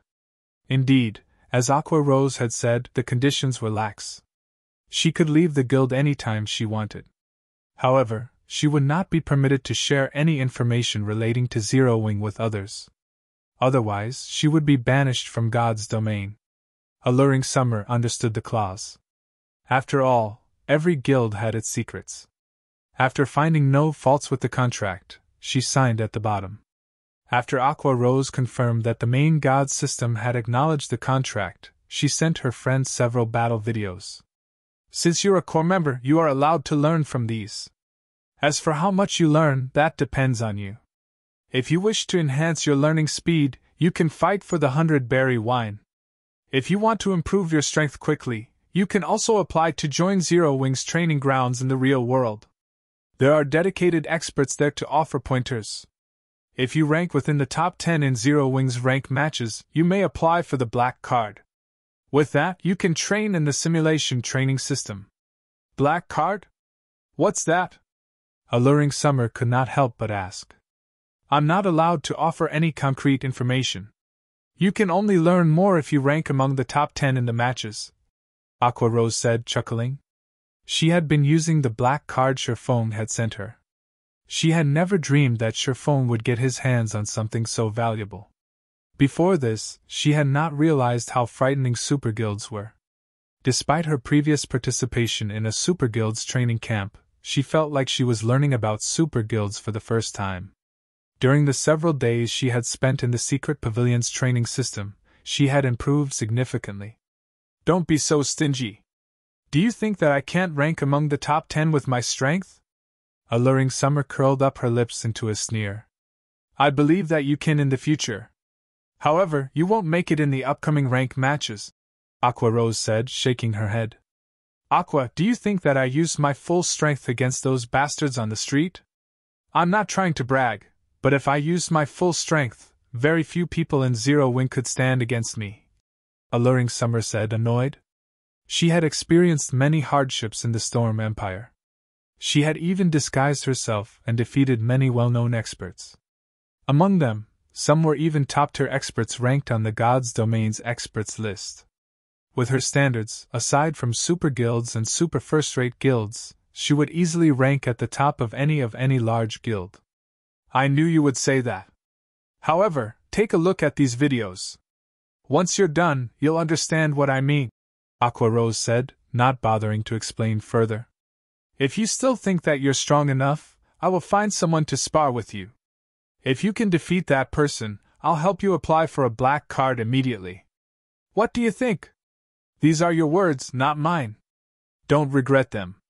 Seeing Aqua Rose's resolution, Alluring Summer decided to humor her friend, and she started to watch one of the videos she had been given. She was curious to find out what gave Aqua Rose such great confidence. Chapter 1027 Overwhelming Strength. Chapter 1027 Overwhelming Strength. Hellscythe _ Fluffy Goblin. Chapter 1027 Overwhelming Strength. Only Zero Wing's core members could view the battle videos Aqua Rose had sent to Alluring Summer. God's Domain's various large guilds usually had their own intelligence departments that specialized in information gathering and videos of various battles. Battle videos of Apex experts were not unique to Zero Wing. However, the battle videos Aqua Rose had sent were somewhat special. These battle videos could not be found anywhere on the market. The majority of these videos were of Shifeng fighting other Apex experts. Moreover, they had been recorded from Shifeng's point of view, not from a third party's. In addition, they had been recorded with the holographic simulation mode. Rather than watching the video on a flat screen, one could experience the fight themselves. Among the recorded opponents, the weakest were in the refinement realm, while the strongest had been an old monster in the domain realm. One could say that this was the classical collection of Shifeng's battles. As for opponents that had not reached the refinement realm, those had not qualified. After all, there were too many expert players who had yet to reach the refinement realm. Those videos were easy to find. Referencing those videos had no value. Aside from Shifeng's PvP battle videos, Alluring Summer also had access to his battle videos from the Secret Pavilion's Battle Tower. The Battle Tower was the most direct method of testing a player's combat standards. These videos could help a player summarize their deficiencies. These videos were precisely the reason that Zero Wing's core members improved so quickly. Alluring Summer had not paid much attention when she had started to watch the videos. However, when the fight began, she couldn't pull her eyes from the recording. Before she realized it, she had already watched all of the videos Aqua Rose had sent her. After Alluring Summer finished watching the videos, she took a deep breath to calm herself. Excitedly, she turned to look at Aqua Rose and asked, Aqua, do you have other videos like these? Although she had only watched a few and none of these videos lasted long, she had to admit that they were inspiring. Shifeng's battles gave her a glimpse of an entirely new world. She had never thought that players could fight in such a way. These videos are the best we have. There are some others stored in the guild's database. The most exciting of those are the battles between core members. However, regarding combat standards, they are no match for the videos you just watched, Aqua Rose said. They are no match? Alluring Summer was disappointed. Although she had only watched the videos for a short time, she already felt that she had improved in a way. If she could watch more recordings of such high combat standards, she could improve faster than relying on trial and error. Are you disappointed? Aqua Rose asked, giggling. Of course. I usually collect battle videos of God's Domain's experts, too. However, compared what you have given me, those experts are no more than children playing house. At this moment, Alluring Summer still couldn't get enough of those videos. To be honest, you don't need to feel so disappointed. If you fight your way into the top 10 in the rank matches and obtain a black card, you'll develop even faster. Aqua Rose chuckled. One could fight all sorts of experts in the simulation training system. Experience would help one grow stronger much faster than watching videos. Really? Alluring Summer's excitement was immediate. Didn't you say that, if I defeat a particular person, I can apply for a black card immediately? Call them here. I want to find out what this black card is. After watching the battle videos, while she admitted that she was absolutely no match for Sherfone, she did not believe that, with her current strength, she could lose to anyone else in Zero Wing. After all, she had secretly defeated the 766th ranked expert on the God's Domain's experts list. Furthermore, although she acknowledged that Aqua Rose had grown stronger after watching her friend fight, she believed that she had roughly a 40% chance of defeating the Vice Guild leader. All right then. I'll contact them, Aqua Rose said, smiling helplessly. She knew full well how confident Alluring Summer was of her own strength. She also knew that Alluring Summer was a capable expert. Had Alluring Summer visited a few days earlier, with her current strength and techniques, she likely would have ranked among the top 10. In addition to her status as Vice Guild leader, it shouldn't be hard to get Alluring Summer a black card. Now, however, things had changed. Some time ago, Gentle Snow joined Zero Wing with a bunch of Ouroboros' top players, increasing Zero Wing's strength significantly. Right now, she was not certain of how well Alluring Summer would fare in Zero Wing. After all, she was not particularly familiar with the strength of Gentle Snow's people. However, since her friend was eager to fight, she might as well accommodate the woman. She could use this opportunity to determine how much her friend had improved while they had been apart. Following which, Aqua Rose contacted Violet Cloud and led Alluring Summer to the Divine Colosseum. Aqua, you're kidding me, right? You're having me fight a cleric? Aren't you underestimating me a little too much? Alluring Summer frowned at the young Violet Cloud before her. Before arriving, she had thought Aqua Rose would find some middle-aged uncle to face her. She never thought that her opponent would be such a young girl. It was common knowledge that improving one's techniques in virtual reality games was not as easy or convenient as improving one's weapons and equipment. One needed to invest a lot of time to accumulate combat experience. Aside from those extremely talented youths, very few youths became experts. Most of the famous experts in God's Domain were over 25 years old. Violet Cloud was also a cleric. Alluring Summer's victory was practically guaranteed. Just fight her. You'll understand soon, Aqua Rose said, smiling meaningfully. She had already promised that, as long as Alluring Summer defeated the person she called upon, she would help her apply for a black card. If she chose someone like Flying Shadow or Cola, her application might not be accepted. However, if Alluring Summer could defeat Violet Cloud, get her access to the simulated training system would easier. Her application would definitely be accepted. After all, defeating Violet Cloud meant that Alluring Summer was already strong enough to rank among the guild's top 10. With no other choice, Alluring Summer helplessly entered the arena.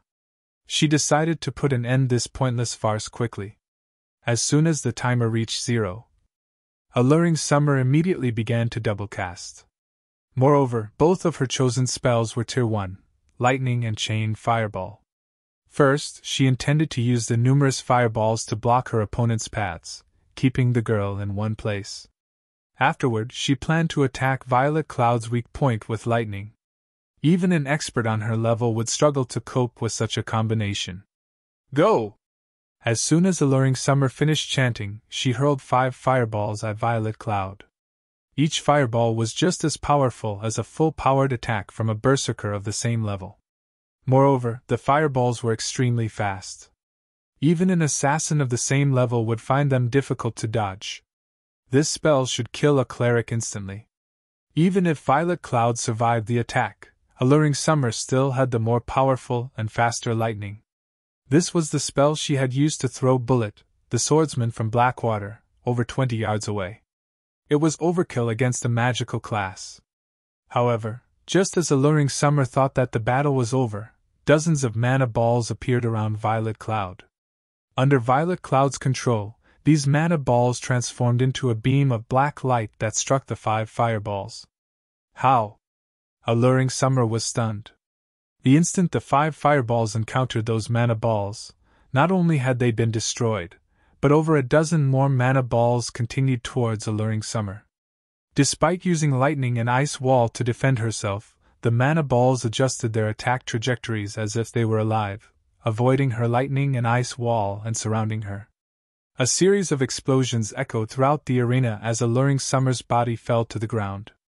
The system then displayed the victor's name above the arena. Violet Cloud. Chapter 1028 Royal Guard. Chapter 1028 Royal Guard. Hellscythe _Vampire Cat. Chapter 1028 Royal Guard. As soon as Alluring Summer resurrected outside the arena, she turned to look at the young girl walking out of it, her face filled with shock. Of all the experts she had encountered before, not one had ever managed to instantly kill her in a single move. She also had not believed that such a person existed. Not to mention, said person was a little girl. Why is there such a huge gap? Alluring Summer was baffled by this outcome. Standing to one side, Aqua Rose could not help but reminisce when she saw the stunned look on her friend's face. Back when she had seen the strength Sherfong displayed, she had been thoroughly stupefied. Now, Alluring Summer was experiencing a similar situation. The outcome of this match came as no surprise whatsoever to Aqua Rose. Although they were all playing the same game, the disparity in strength had made her wonder whether they were truly playing the same game. Alluring Summer was most likely pondering this same question at the moment, utterly confused by this situation. However, this was reality, an extremely cruel reality. This was the most unreasonable aspect of games. In ordinary virtual reality games, the gradual accumulation of attributes made it very easy for a gap to appear between players. Meanwhile, God's Domain was even more special than the usual virtual reality games. Not only was there the gap of attributes, but there was also the gap of combat experience and techniques. Reaction speed, observation power, skill utilization, grasp of timing, and many other aspects. If one was just a tad stronger than their opponent in all these aspects, in a situation where both fighters possessed the same attributes, there would still be a massive difference in the combat power displayed. This battle was undoubtedly the best proof. In terms of attributes, Violet Cloud, who was currently level 44, completely surpassed Alluring Summer. In terms of combat techniques, Violet Cloud, who had already entered the refinement realm, was also superior to Alluring Summer, who was only at the half-step refinement realm.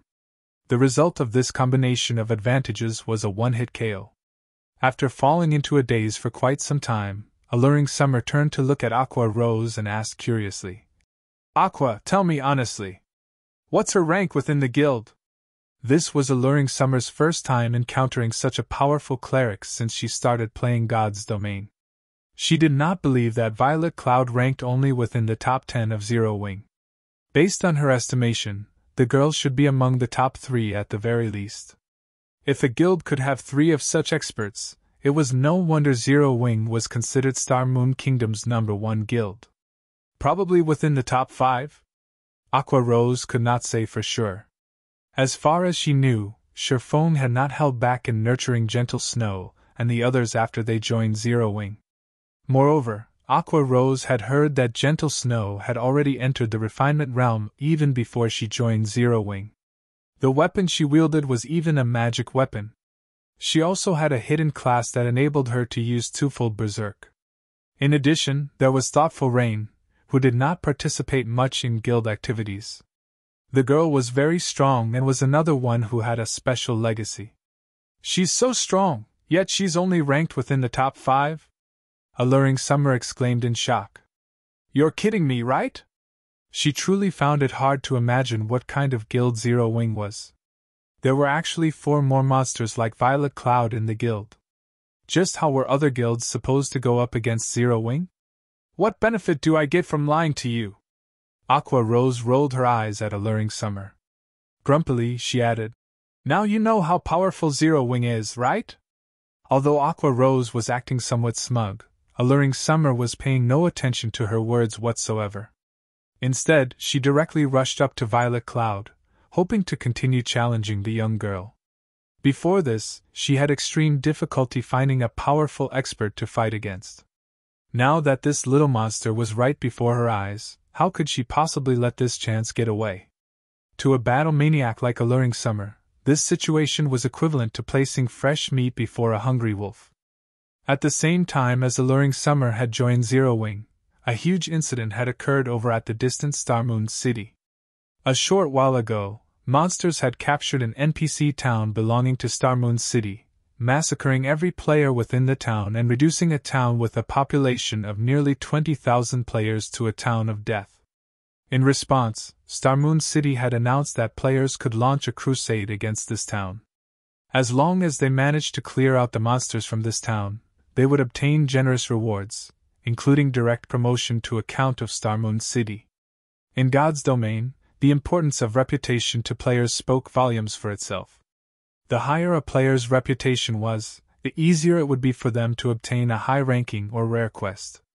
Players could also receive discounts on their repair fees and teleportation fees. Most importantly, the number of personal guards they could hire would increase. At the Viscount rank, players were only allowed 2 personal guards. At the Count rank, however, players could have 4. Even if a player themselves was not strong, if they had 4 high-quality personal guards around them, even expert players would have to give them a wide berth. Moreover, grinding field bosses would also become a very simple task. Only it was extremely difficult to find high-quality personal guards.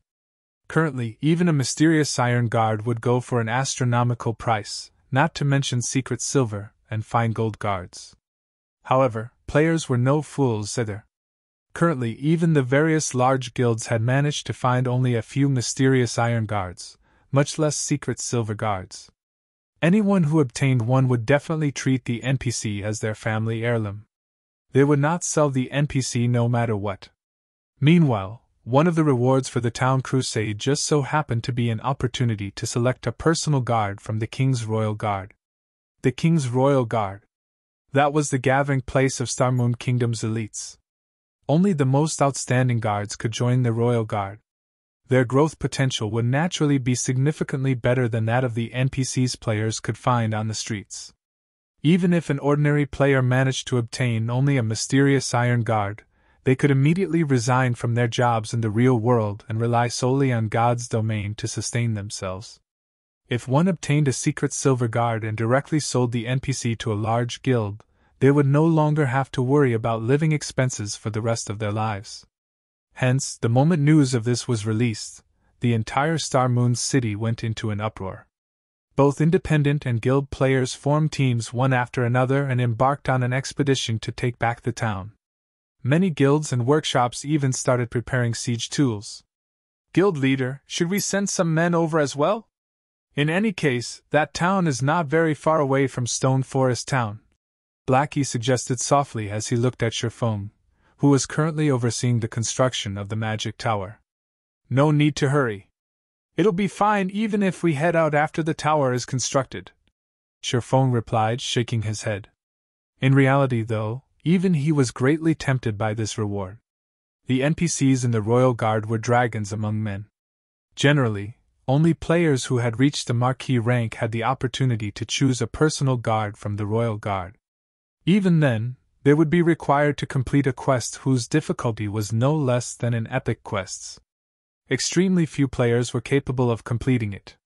Fortunately, this quest belonged to the category of pure reward quests, so players would not incur any punishment even if they failed. At most, they would lose their opportunity to recruit a royal guard. Yet, now, players only needed to capture a town in order to receive such a reward. Sherfone was somewhat puzzled by this situation.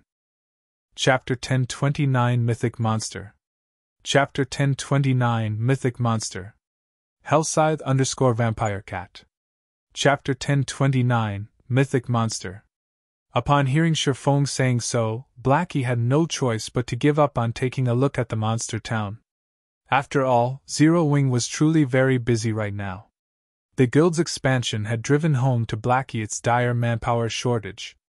Setting aside the ongoing war with Blackwater and Heaven's Burial, just Stone Forest Town itself required a lot of people to manage it. In the past, as he had not been responsible for managing Stone Forest Town, he had not thought that the job was particularly difficult. Recently, however, Shifeng had handed him some of the responsibility for the town, which finally made him realize how wrong he was. While the town had still been in its protection period, the task of maintaining the town's security could be left fully to the NPC guards to handle. After the protection period was over, however, problems started cropping up one after another. The first headache was the matter of patrolling the town, a daily task in player towns.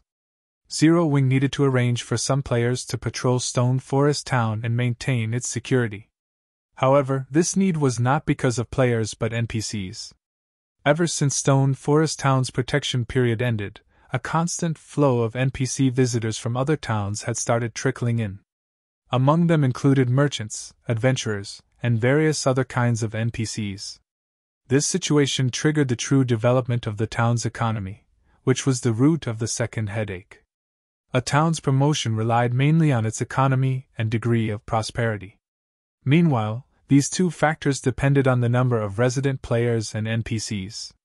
In terms of players, Stone Forest Town had long since exceeded the target requirement, and was already qualified for promotion to a medium-sized town. In terms of NPCs, however, Stone Forest Town was not even close to reaching the required number of 10,000 NPCs. Moreover, this number did not include the NPC guards brought over or hired by the guild. Meanwhile, the town's security was critical to attracting more NPCs to a town.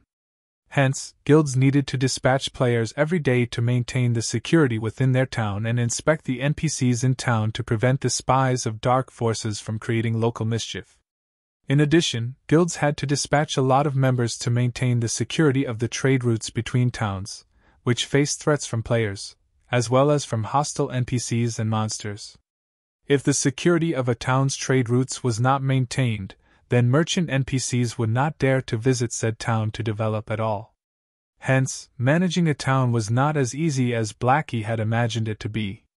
Fortunately, these security tasks were considered guild quests, which also provided relatively good rewards, so quite a number of guild members were fighting over these quests every day. Only these quests were a little costly to the guild. While the system supplied the XP rewards these quests provided, the monetary rewards came from the guild itself. Moreover, the longer the trade route that needed coverage, the more players that had to be dispatched, which would, in turn, raise the expenditures. Just a single day's maintenance fees already cost the guild 300 gold. Moreover, this was only the beginning. As the protection period of the town had just recently ended, there was only a single trade route leading to Stone Forest Town right now. Once the number of trade routes increased, the guild's expenditures would rise significantly. Guild leader, is it true that we really won't have to patrol any trade route near the town after we construct this magic tower? Blackie asked curiously as he looked at Shifeng, who was continuously manipulating magical runes at the moment. Of course. Otherwise, why would I pay such a huge price to build this tower? Shifeng rolled his eyes at Blackie. The magic tower was the mainstream defensive building used in the later stages of God's domain. Just the cost of construction already exceeded 7,000 gold. If one included the many materials wasted due to production errors, the total cost could exceed 10,000 gold. Reducing wastage was also the reason why guilds would usually have master lifestyle players construct the magic tower. With the rarity of the design for the magic tower, and the sheer expense of actually constructing one, if the magic tower only had great destructive power, it would never have become the mainstream defensive building of God's domain. The key point that made the magic tower valuable was its defensive range. The tower had a detection range of 10,000 yards.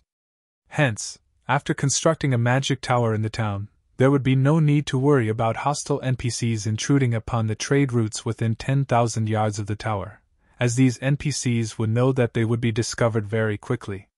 The construction of a second magic tower would extend the defensive range of the towers by an additional 5,000 yards.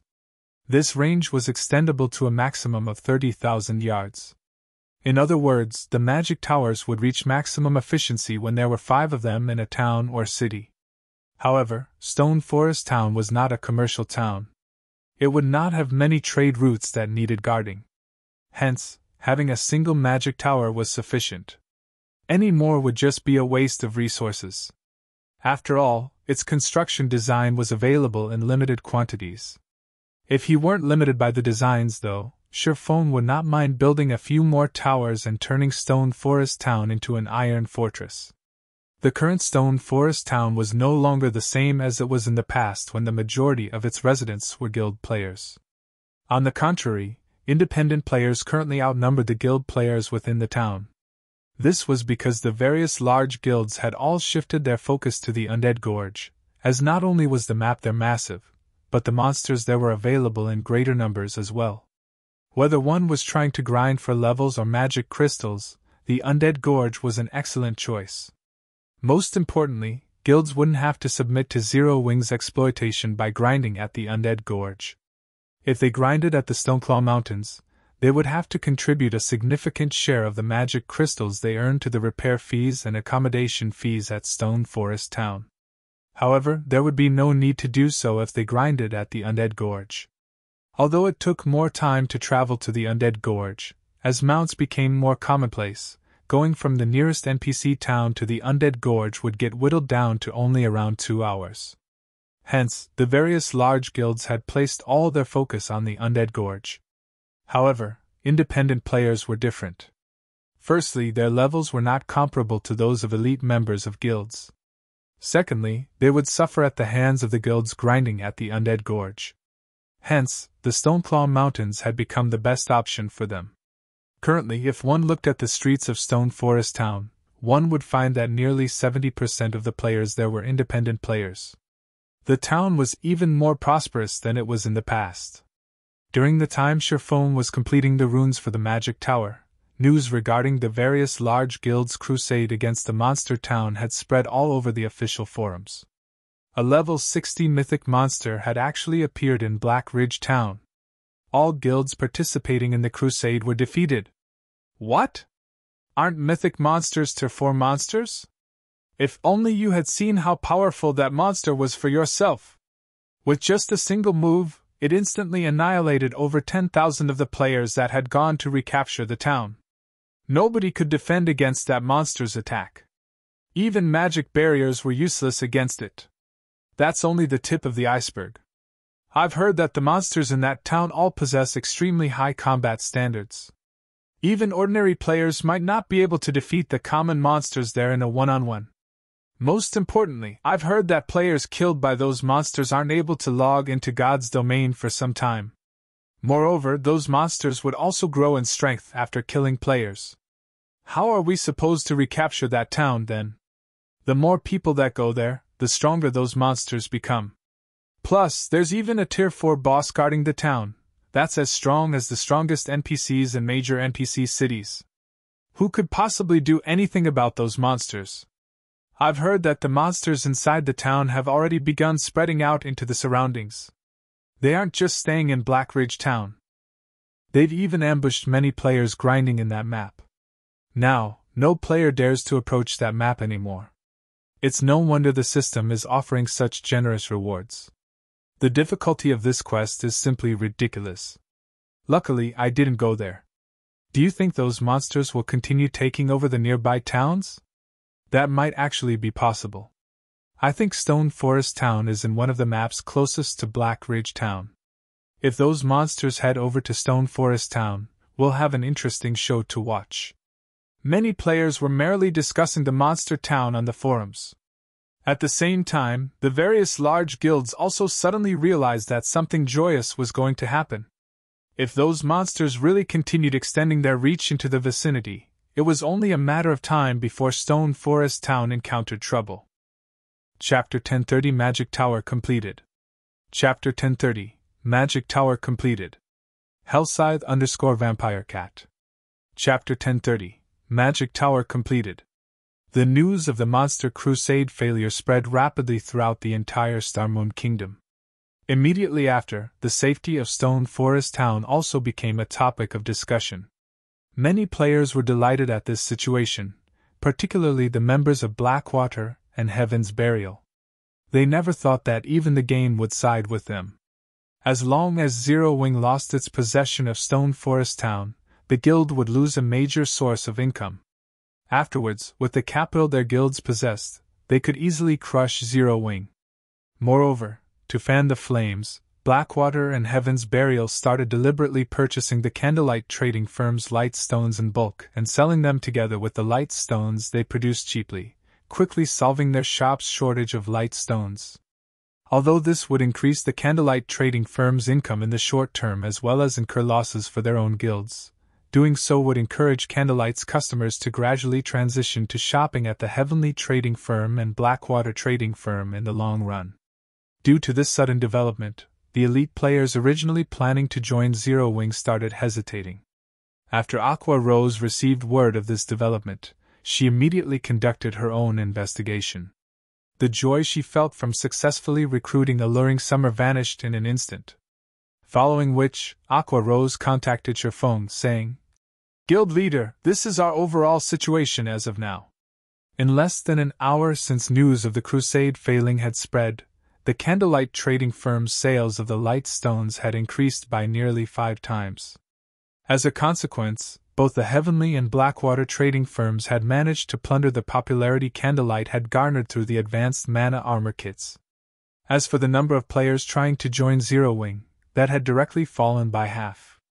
This was not good news for Zero Wing, which was currently in urgent need of manpower. Blackwater and Heaven's Burial sure are good.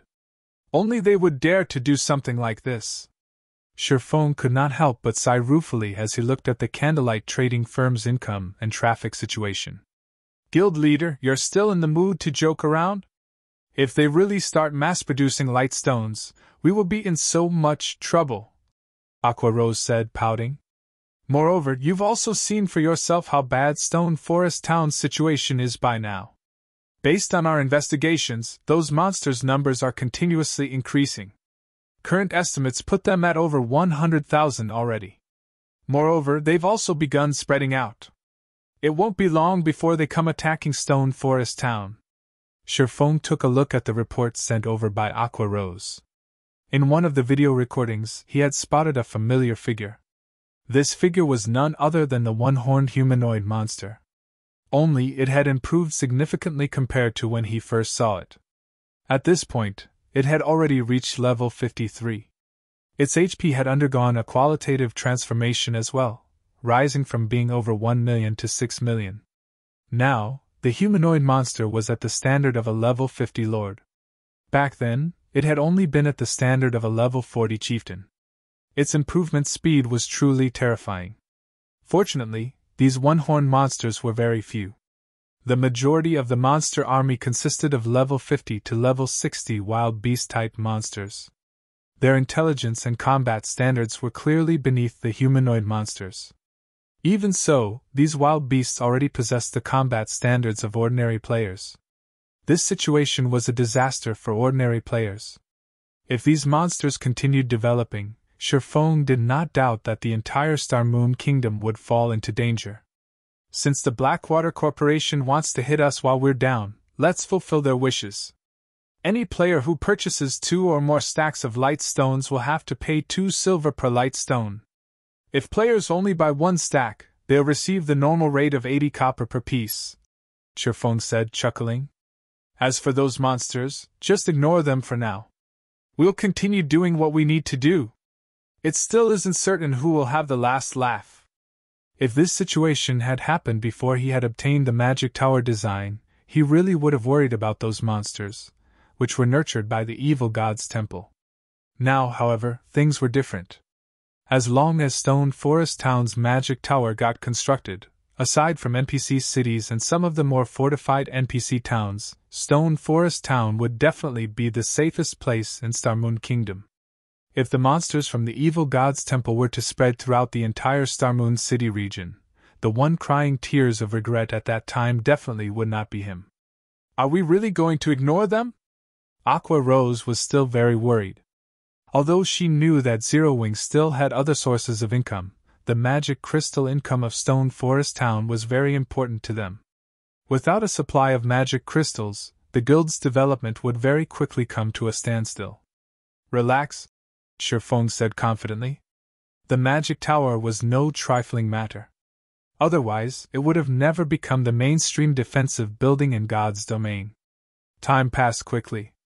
After spending most of his day working, Shifeng finally completed the construction of the magic tower. The instant the tower was done, Shifeng's EXP rose tremendously. His forging proficiency also increased directly by 500 points. To an advanced forger like Shifeng, raising his proficiency by even a single point was a very difficult task. He needed to make multiple advanced items for that to happen. Normally, an advanced forger would have to spend the entire day working in order to gain 500 proficiency. At the same time as the construction was completed, the magic tower, which he had situated in the center of Stone Forest Town, released a blue pulse that gave everyone within the town the feeling they were under observation. What's this thing? Players throughout the town quickly noticed the lofty magic tower. At the top of the tower sat a gigantic crystal glowing a faint blue. The crystal was like the moon illuminating the night sky. This scene piqued everyone's curiosity about the tower. Previously, while Shifeng was building the magic tower, a layer of fog had shrouded the tower itself and the area around it. Others couldn't see what was going on beyond the fog. They only knew that something was under construction. After seeing this tall building, everyone was fascinated by the magic tower's appearance. Meanwhile, Shifeng himself was currently standing atop the magic tower, one hand resting on the giant crystal. He then started activating the magic tower. The magic tower had a total of 3 functions. The first function was attacking distant targets. The power of the magic tower's attacks rivaled that of the basic mana pulse cannon. However, unlike the latter, the magic tower's attacks had a very short cooldown, roughly similar to that of defense turrets. The second function was reconnaissance. The tower was capable of locating any target within a 10,000-yard radius. The third function was also the favorite function of the various large guilds: mana density improvement. The magic tower's mana density improving capabilities were far from comparable to those of a mana tower, which could be constructed only in cities. The total effectiveness of 5 magic towers was not even 1/3 of that of a mana tower. Even so, this result was already plenty good for a town. After all, the process of promoting a town to a city was a long and arduous one. The magic tower was equivalent to a transitional building.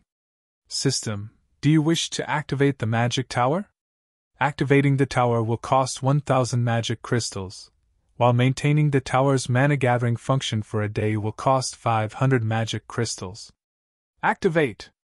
Shifeng clicked the Activate button without hesitation. Chapter 1031 When water rises, the boat rises with it. Chapter 1031 When water rises, the boat rises with it. Hellscythe_Vampire Cat. Chapter 1031 When water rises, the boat rises with it. After Shifeng tapped on the semi-transparent light blue screen before him, 1,500 magic crystals instantly disappeared from his bag. Immediately, the gigantic crystal atop the magic tower released a dazzling light blue beam that shot 400 yards into the air before bursting apart and spreading over the entire Stone Forest town like an opened umbrella. This spectacular sight stunned all the players within the town. What's going on? Is Zero Wing setting up a magic barrier? Everyone could not help but start discussing the magic tower. However, while most people were chatting, a few expert players with sharp senses suddenly discovered that the density of the ambient mana was actually rising gradually. Are you guys feeling it? The mana density in the town seems to be rising. Yeah, now that you mention it, my mind does feel a lot clearer than before. Wait, take a look at your status windows. There's an extra buff in mine. As experts voiced their findings in surprise one after another, more and more players also noticed the changes that had occurred to the town. When someone mentioned the appearance of a buff in their status window, everyone promptly called out their status windows as well. Ample mana state stamina and concentration recovery improved significantly.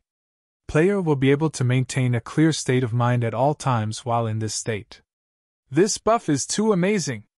Hooray, Zero Wing! Ha! This is too awesome! My current recovery rate already rivals the recovery rate inside a hotel.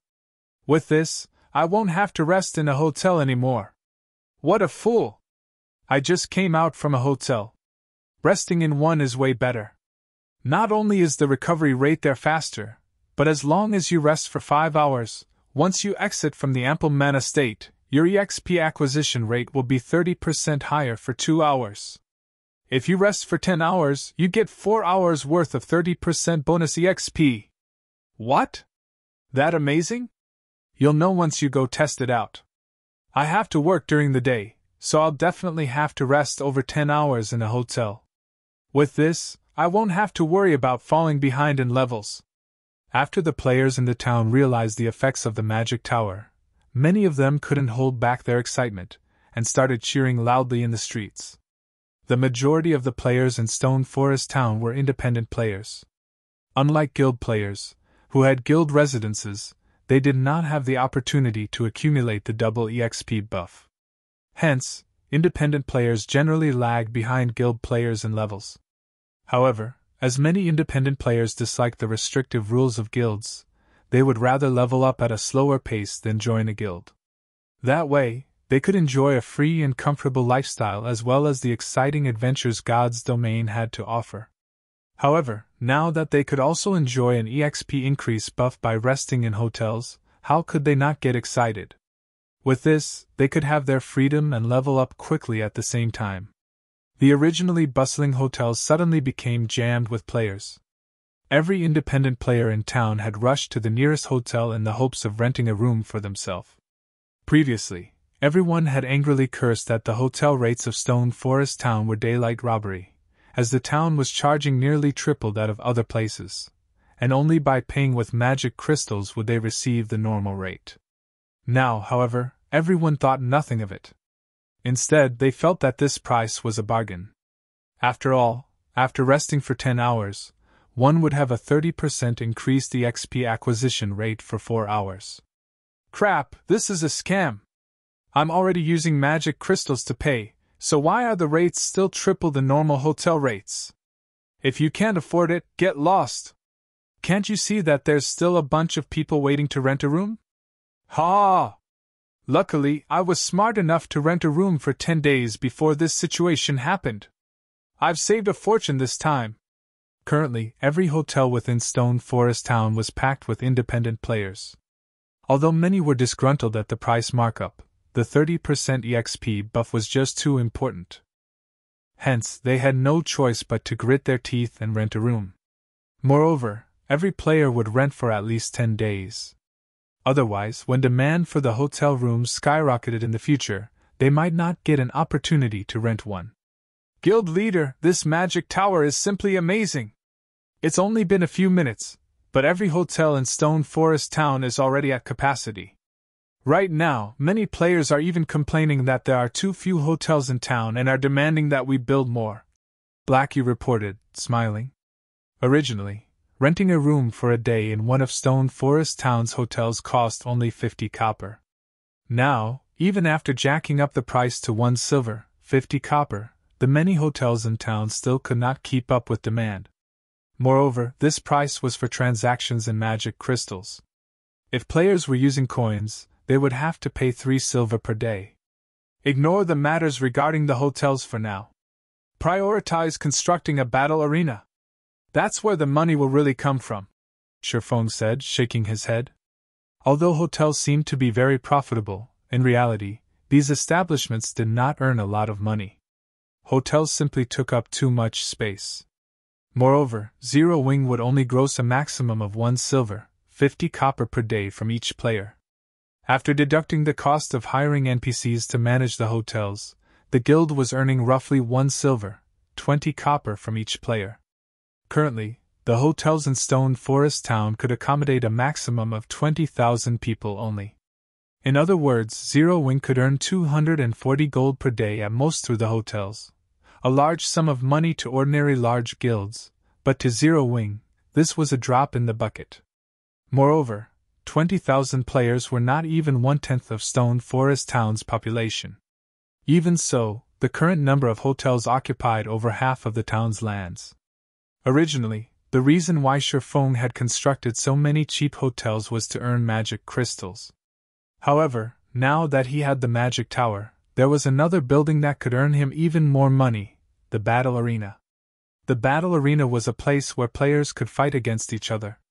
Due to the magic tower, the mana density in the entire town had increased. This situation would be of great assistance to players, just like in the trial tower of the Divine Colosseum.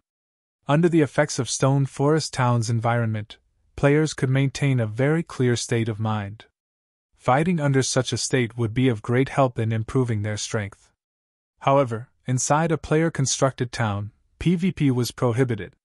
The only place players could fight against each other in a town was at a battle arena. When the time came, the 200,000 or so players residing in Stone Forest Town would definitely head to the battle arena to improve themselves through PvP.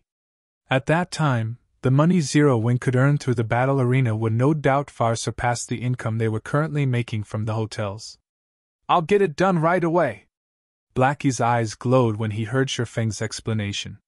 At the same time, the matter regarding Stone Forest Town gradually spread throughout the entire Starmoon Kingdom.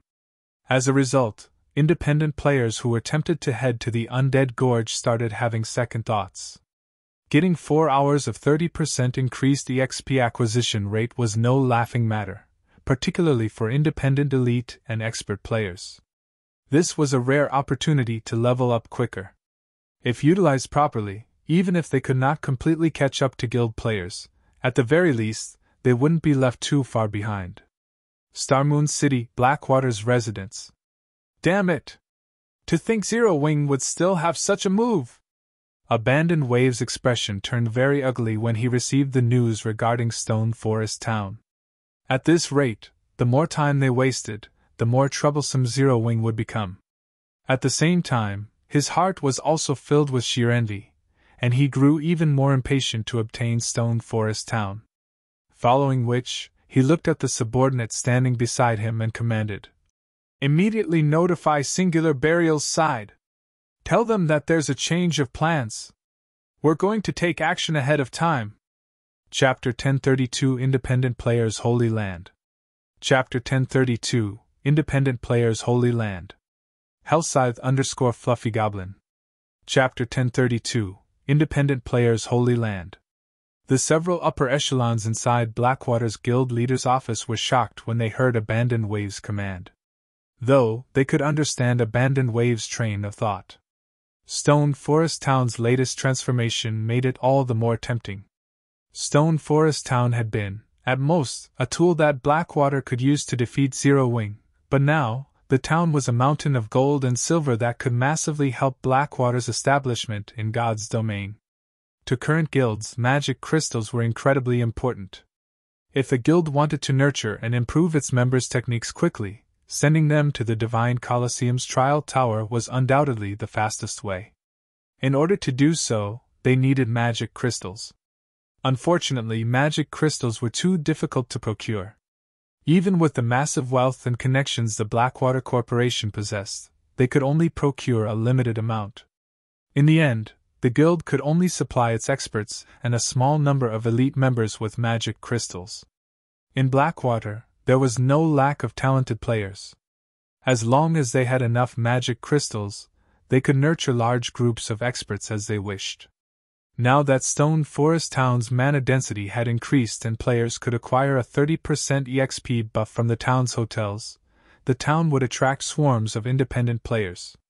Unlike when these players' choices of leveling areas had been limited, now, they could go to Stone Forest Town if they wanted to level quickly. The sooner Blackwater took control of Stone Forest Town, the sooner it could officially start its conquest of God's domain. Boss Wave, we still have a lot of preparation. If we take action now, it might be difficult to take down Stone Forest Town, Laughing Drunkard advised. Moreover, Big Sis Ling has set out to negotiate with Pantheon. If Pantheon agrees to lend us their experts, it will be easy to take the town. We don't need to be in such a hurry. You're right. I was a little impatient, Abandoned Wave admitted as he took in a deep breath. He then laughed and said, I was still angry about Zero Wing's actions. Now, however, it would seem that I should thank them. They've even gone ahead and sent me a gift in their final moments. Let's give them another 2 days to live, then. However, you should head to Stone Forest Town and investigate the new building. The town's sudden transformation is definitely related to that tower. I want to know how we can construct one for ourselves as soon as possible. He had been somewhat impatient. The sealing magic array in the Stoneclaw Mountains was still incomplete. Without it, capturing Stone Forest Town would be quite difficult. However, once the magic array was complete and they persuaded the Super Guild Pantheon, Zero Wing wouldn't be able to hold the town, regardless of the guild's capabilities. As Blackwater planned to wait for the sealing magic array's completion, the independent players throughout Starmoon Kingdom were in an uproar. As a result, many major companies, which had doubted Zero Wing's future, began to regret their decisions. Due to the Magic Tower, Stone Forest Town's potential and value had increased exponentially.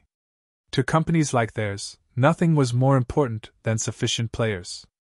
Initially, they had been certain that Stone Forest Town's player population would never be high enough. However, things had changed. With the town's favorable environment, it was only a matter of time before its population multiplied by several times.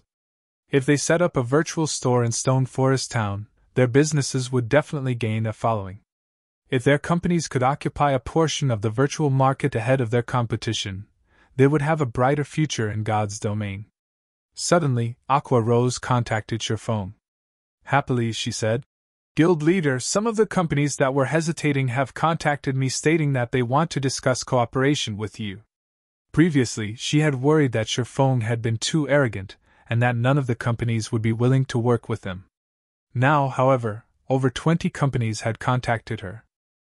Moreover, every one of these companies was far more powerful than the few that had tried to take advantage of their predicament. Oh?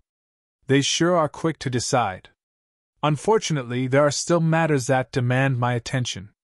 Arrange a meeting with them for 4 hours from now in White River City's Candlelight trading firm. Shurfong instructed her after some thought. It had been quite some time since Blackwater had annexed Ouroboros. This should be the best time to purchase the guild's training center. If he waited any longer, something unexpected might happen. Previously, he had learned a lot about the training center from Gentle Snow. He had to admit that Ouroboros was indeed a veteran first-rate guild. The fact that the guild had dominated multiple virtual reality games over the years was not without reason. Its training center alone was impressive. Not only was the training center fully equipped with everything a guild needed to nurture expert players, but it was also larger than the Big Dipper training center. Moreover, the training center had been built in the downtown area of a first-tier city with an extremely large population. Every inch of that real estate was probably worth its weight in gold. If not for Gentle Snow holding a considerable amount of the training center's shares, which allowed her to mark down the price, he wouldn't have been able to get his hands on it, even if he paid double. Ah, right. Guild leader, one more thing. It seems Phoenix Rain has gotten wind of this and wishes to join the discussion as well. Should we invite her? Aqua Rose asked. Phoenix Rain? Shurfong was slightly surprised. He then said, "All right, call her." Phoenix Rain was a pavilion master in the Dragon Phoenix Pavilion. She should have considerable status in the real world, too. The fact that Phoenix Rain had qualified to send a battle team into the Dark Arena showed that the power backing her was extraordinary. She clearly had her own abundant wealth. Her interest in these negotiations was nothing but good news for Shurfong. Elsewhere, a 50-man team fought a pack of level 45 grassland ice wolves in a grassy field. There were over 200 of these elite-ranked ice wolves with a level 45 chieftain leading the pack. However, this group gradually exterminated these elite monsters like a well-oiled machine. Even against a level 45 chieftain, the leading level 40 guardian knight tanked the boss by himself. "Boss, I heard that we can get a 4-hour 30% EXP bonus buff by resting in Stone Forest Town. Should our Snowfall team head there? Stone Forest Town is very close to the Stoneclaw Mountains.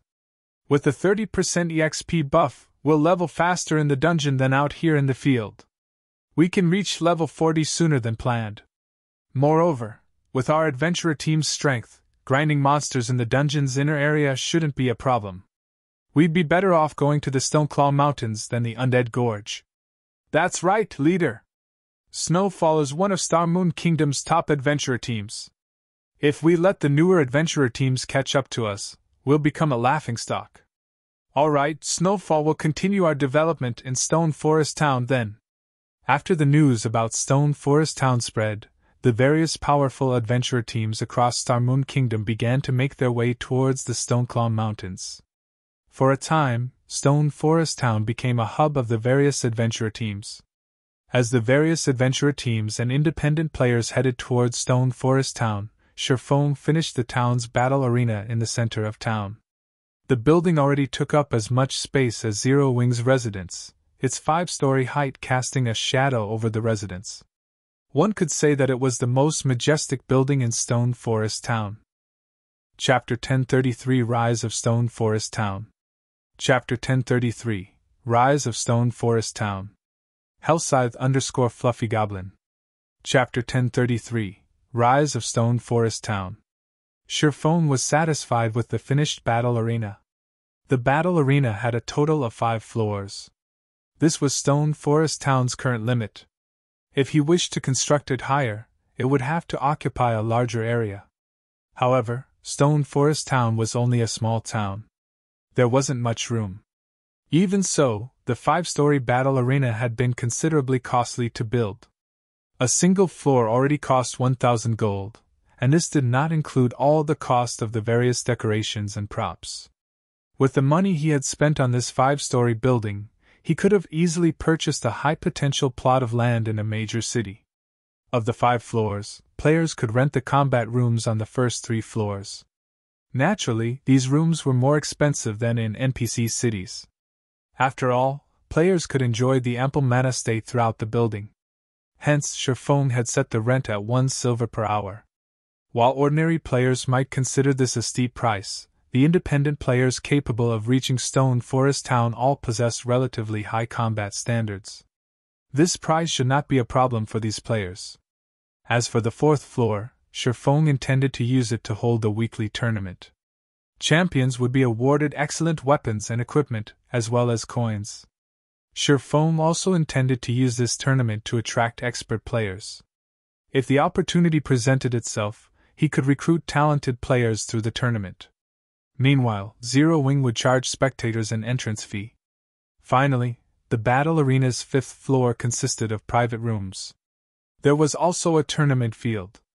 However, to participate in the 5th floor tournament, players had to rank within the top 5 in the 4th floor tournament. These players would also have access to the private rooms.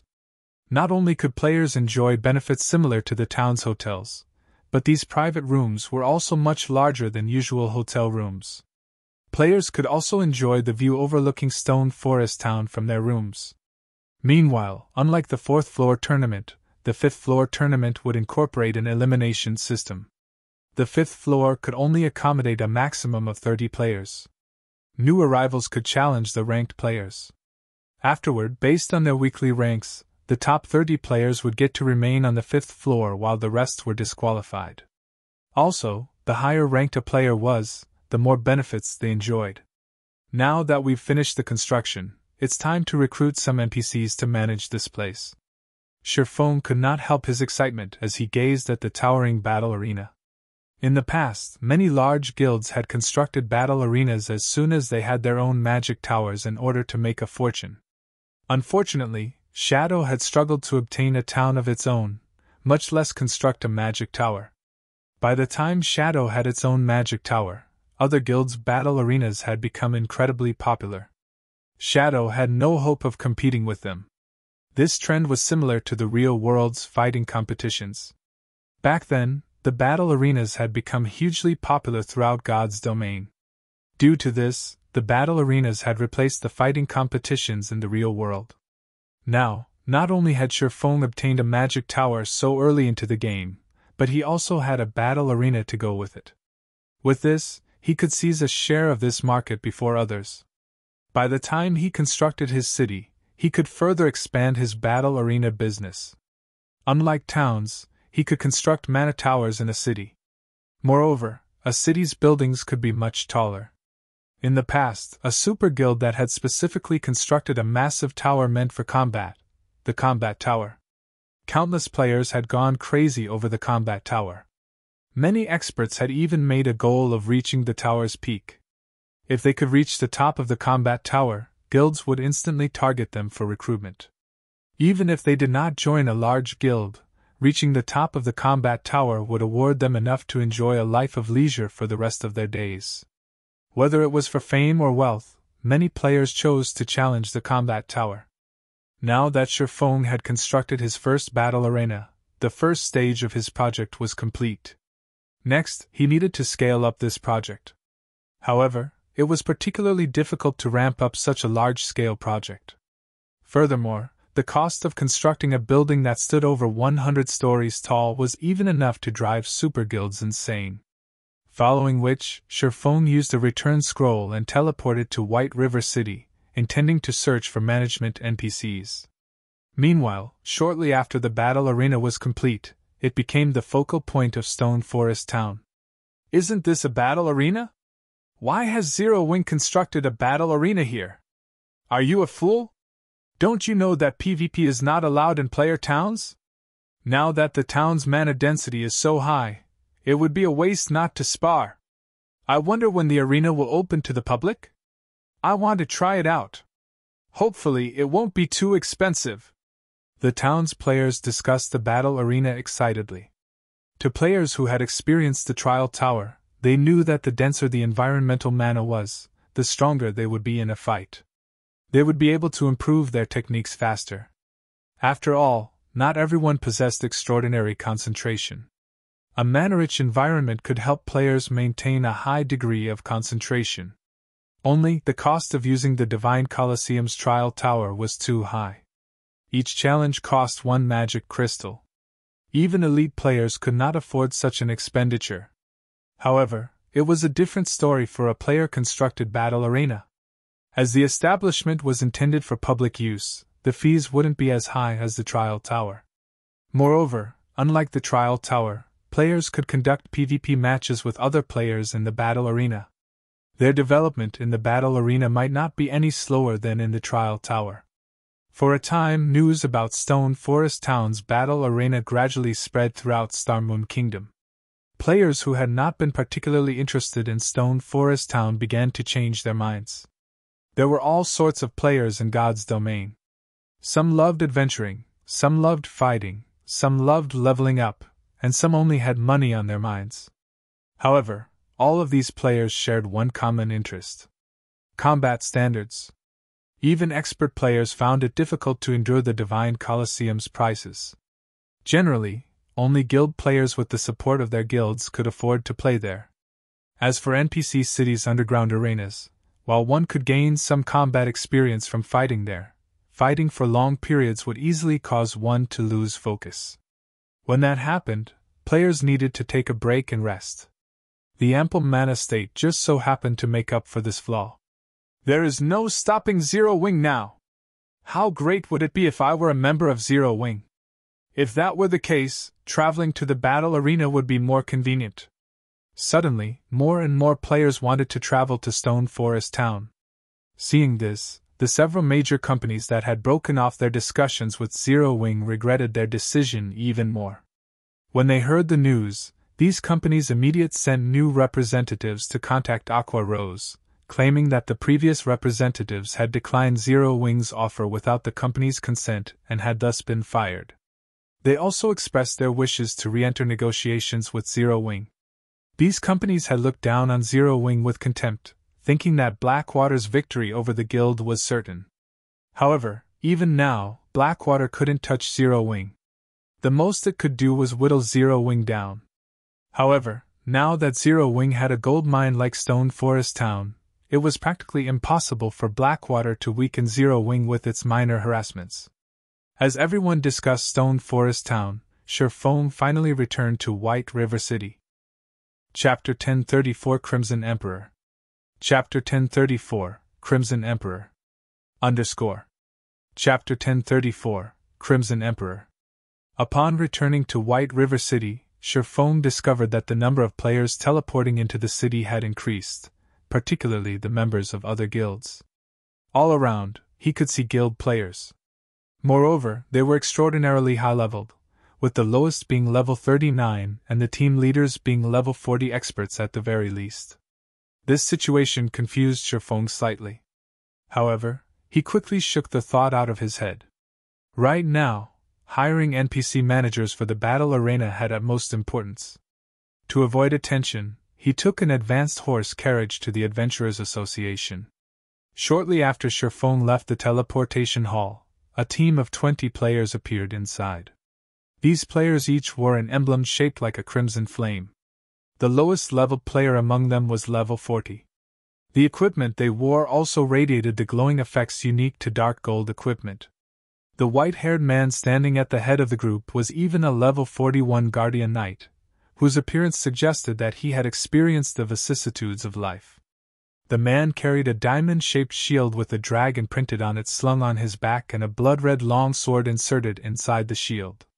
Despite this longsword clearly being a one-handed sword, the width of its guard was wider than the man's shoulders, while the length of its hilt matched a two-handed sword's. Combined with the blade, the sword was nearly as tall as he was. Seen from afar, the man appeared to wield a bloody cross.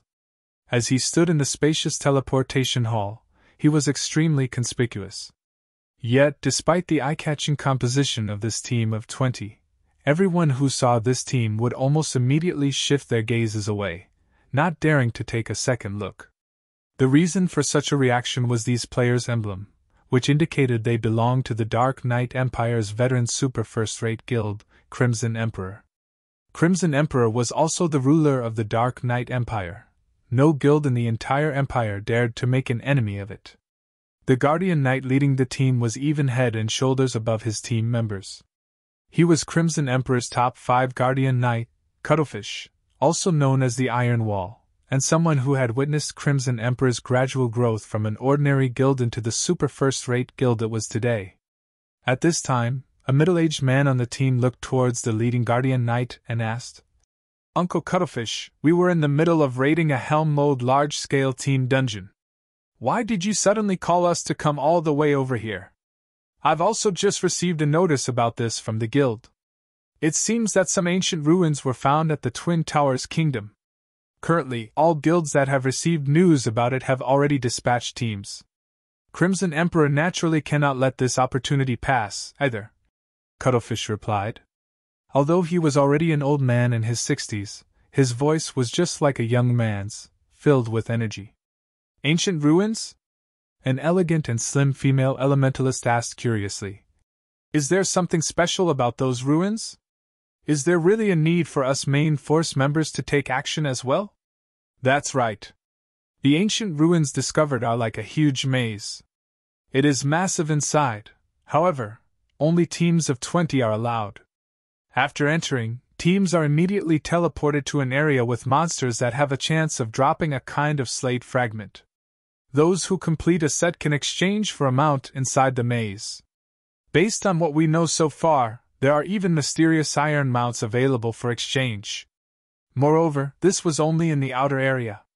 Currently, the various guilds are frantically fighting over the monsters inside. It is very difficult to enter the ancient ruins. The requirement for personal strength is extremely high. For efficiency's sake, the guild leader is sending us to pioneer the way," Cuttlefish explained. Everyone else on the team immediately gaped in shock upon hearing this. The importance of mounts to a guild went without saying. Just the number of bronze mounts Crimson Emperor obtained was not even enough for the guild's internal experts, much less mysterious iron mounts. Yet, now, they could obtain mysterious iron mounts just by grinding in the outer area of some ancient ruins. Naturally, the upper echelons would freak out over this opportunity. However, before we head to the ruins, we need to establish a stronghold in White River City. So, Poison, you'll be responsible for visiting Zero Wing's residence and negotiating with them. Based on our investigations, Zero Wing has purchased the several plots of land around the teleportation house. Tell them that Crimson Emperor is interested in purchasing one. As for everyone else, split up and purchase some potions and scrolls," Cuttlefish instructed. Uncle Cuttlefish, Zero Wing is just an upstart guild. Is there a need for Poison to make a special trip there? We are Crimson Emperor. If we want to buy a worthless plot of land, won't it be a done deal so long as we say the word? A level 40 assassin asked in a somewhat displeased tone. Crimson Emperor was a veteran super first-rate guild. Nobody in the virtual gaming world did not know about it. The various guilds in the Dark Knight Empire also feared it greatly. Now, their guilds simply wanted to purchase a worthless plot of land, yet they, members of Crimson Emperor's main force, were actually sent to handle the negotiations. This was making a mountain out of a molehill. If things could really be settled with just a word, I wouldn't have Poison head over either. Cuttlefish could not help but smile bitterly. All right, enough. Poisoned, you head over and negotiate with Zero Wing. Make sure to pay attention to your attitude when negotiating with them. If they really won't sell, then there's no need to force the matter. God's Domain is unlike any other virtual reality game that has existed in the past. I believe that you guys have felt it as well. The waters in this game are much deeper than they appear to be. There is naturally a reason for Zero Wing being able to become Star Moon Kingdom's #1 guild. The female elementalist named Poisoned Wine silently nodded her head. Inwardly, though, she, too, felt that Cuttlefish was making too much of Zero Wing. Inside the Adventurers Association, Sherfone directly switched to his Spirit Slayer title and walked up to the front counter. Upon seeing Sherfone, the blonde receptionist with green eyes immediately received him with great respect. Lord Spirit Slayer, how may I be of service to you today? The NPC receptionist asked respectfully. I wish to hire some advanced managers, Sherfone replied. All right then. Please follow me to the VIP room on the 2nd floor. We'll bring the related documents over to you right away. The NPC receptionist bowed before leading Sherfone up to the 2nd floor. This scene immediately stupefied the players who had come to the establishment to receive quests. Who is that person? He actually got the receptionist beauty to escort him. Even a viscount of the city doesn't get to enjoy such treatment. That person is surely a top-tier expert. It would be great if I could get to know him. The players inside the main hall watched Sherfone enviously as he walked upstairs. Shortly after Sherfone arrived at the VIP room on the 2nd floor, the NPC receptionist handed a file to him. The 4-star treatment really is fantastic. After taking just a glance at the first page of the file, Sherfone was shocked. In God's Domain, players who wanted to hire advanced NPCs could do so only through the Adventurers Association. However, there were differences between advanced NPCs, with some possessing higher intelligence and some lower. The higher the intelligence an NPC possessed, the more human-like they would be. NPC managers with higher intelligence would be able to manage their tasks more effectively. Some NPCs even possessed management skills that were superior to players. They were also more professional. Take Anna for example. Her intelligence was truly extreme. She could easily manage the entire Star Street trading firm all by herself. However, NPC managers on Anna's level could be encountered only with luck. Sherfone had chanced upon Anna due entirely to a quest. Normally, encountering such an NPC was impossible. Generally, NPCs with more than 50 wisdom could already serve as considerably good managers, while NPCs whose wisdom reached 60 points were quite remarkable already. As for NPCs with 70 wisdom, only Tier 2 mages could achieve that standard. In the past, among the managers Sherfone had met, even the one with the highest wisdom had only 73 points in the attribute. Moreover, that NPC had already been considerably advanced in age. Even so, Sherfone had been quite excited when he found that old man. Back then, the old man had been able to manage an auction house single-handedly with perfect order. Now, however, among the 30 NPCs listed on the first page, Sherfone could see more than 10 with over 60 wisdom. Among them, there was even one with 71 wisdom, and this was only the first page. The file the NPC receptionist had handed him had over 100 pages. You're tuning into the Phoenix Knights YouTube channel. Don't forget to subscribe and join us on this journey to catch the most captivating stories.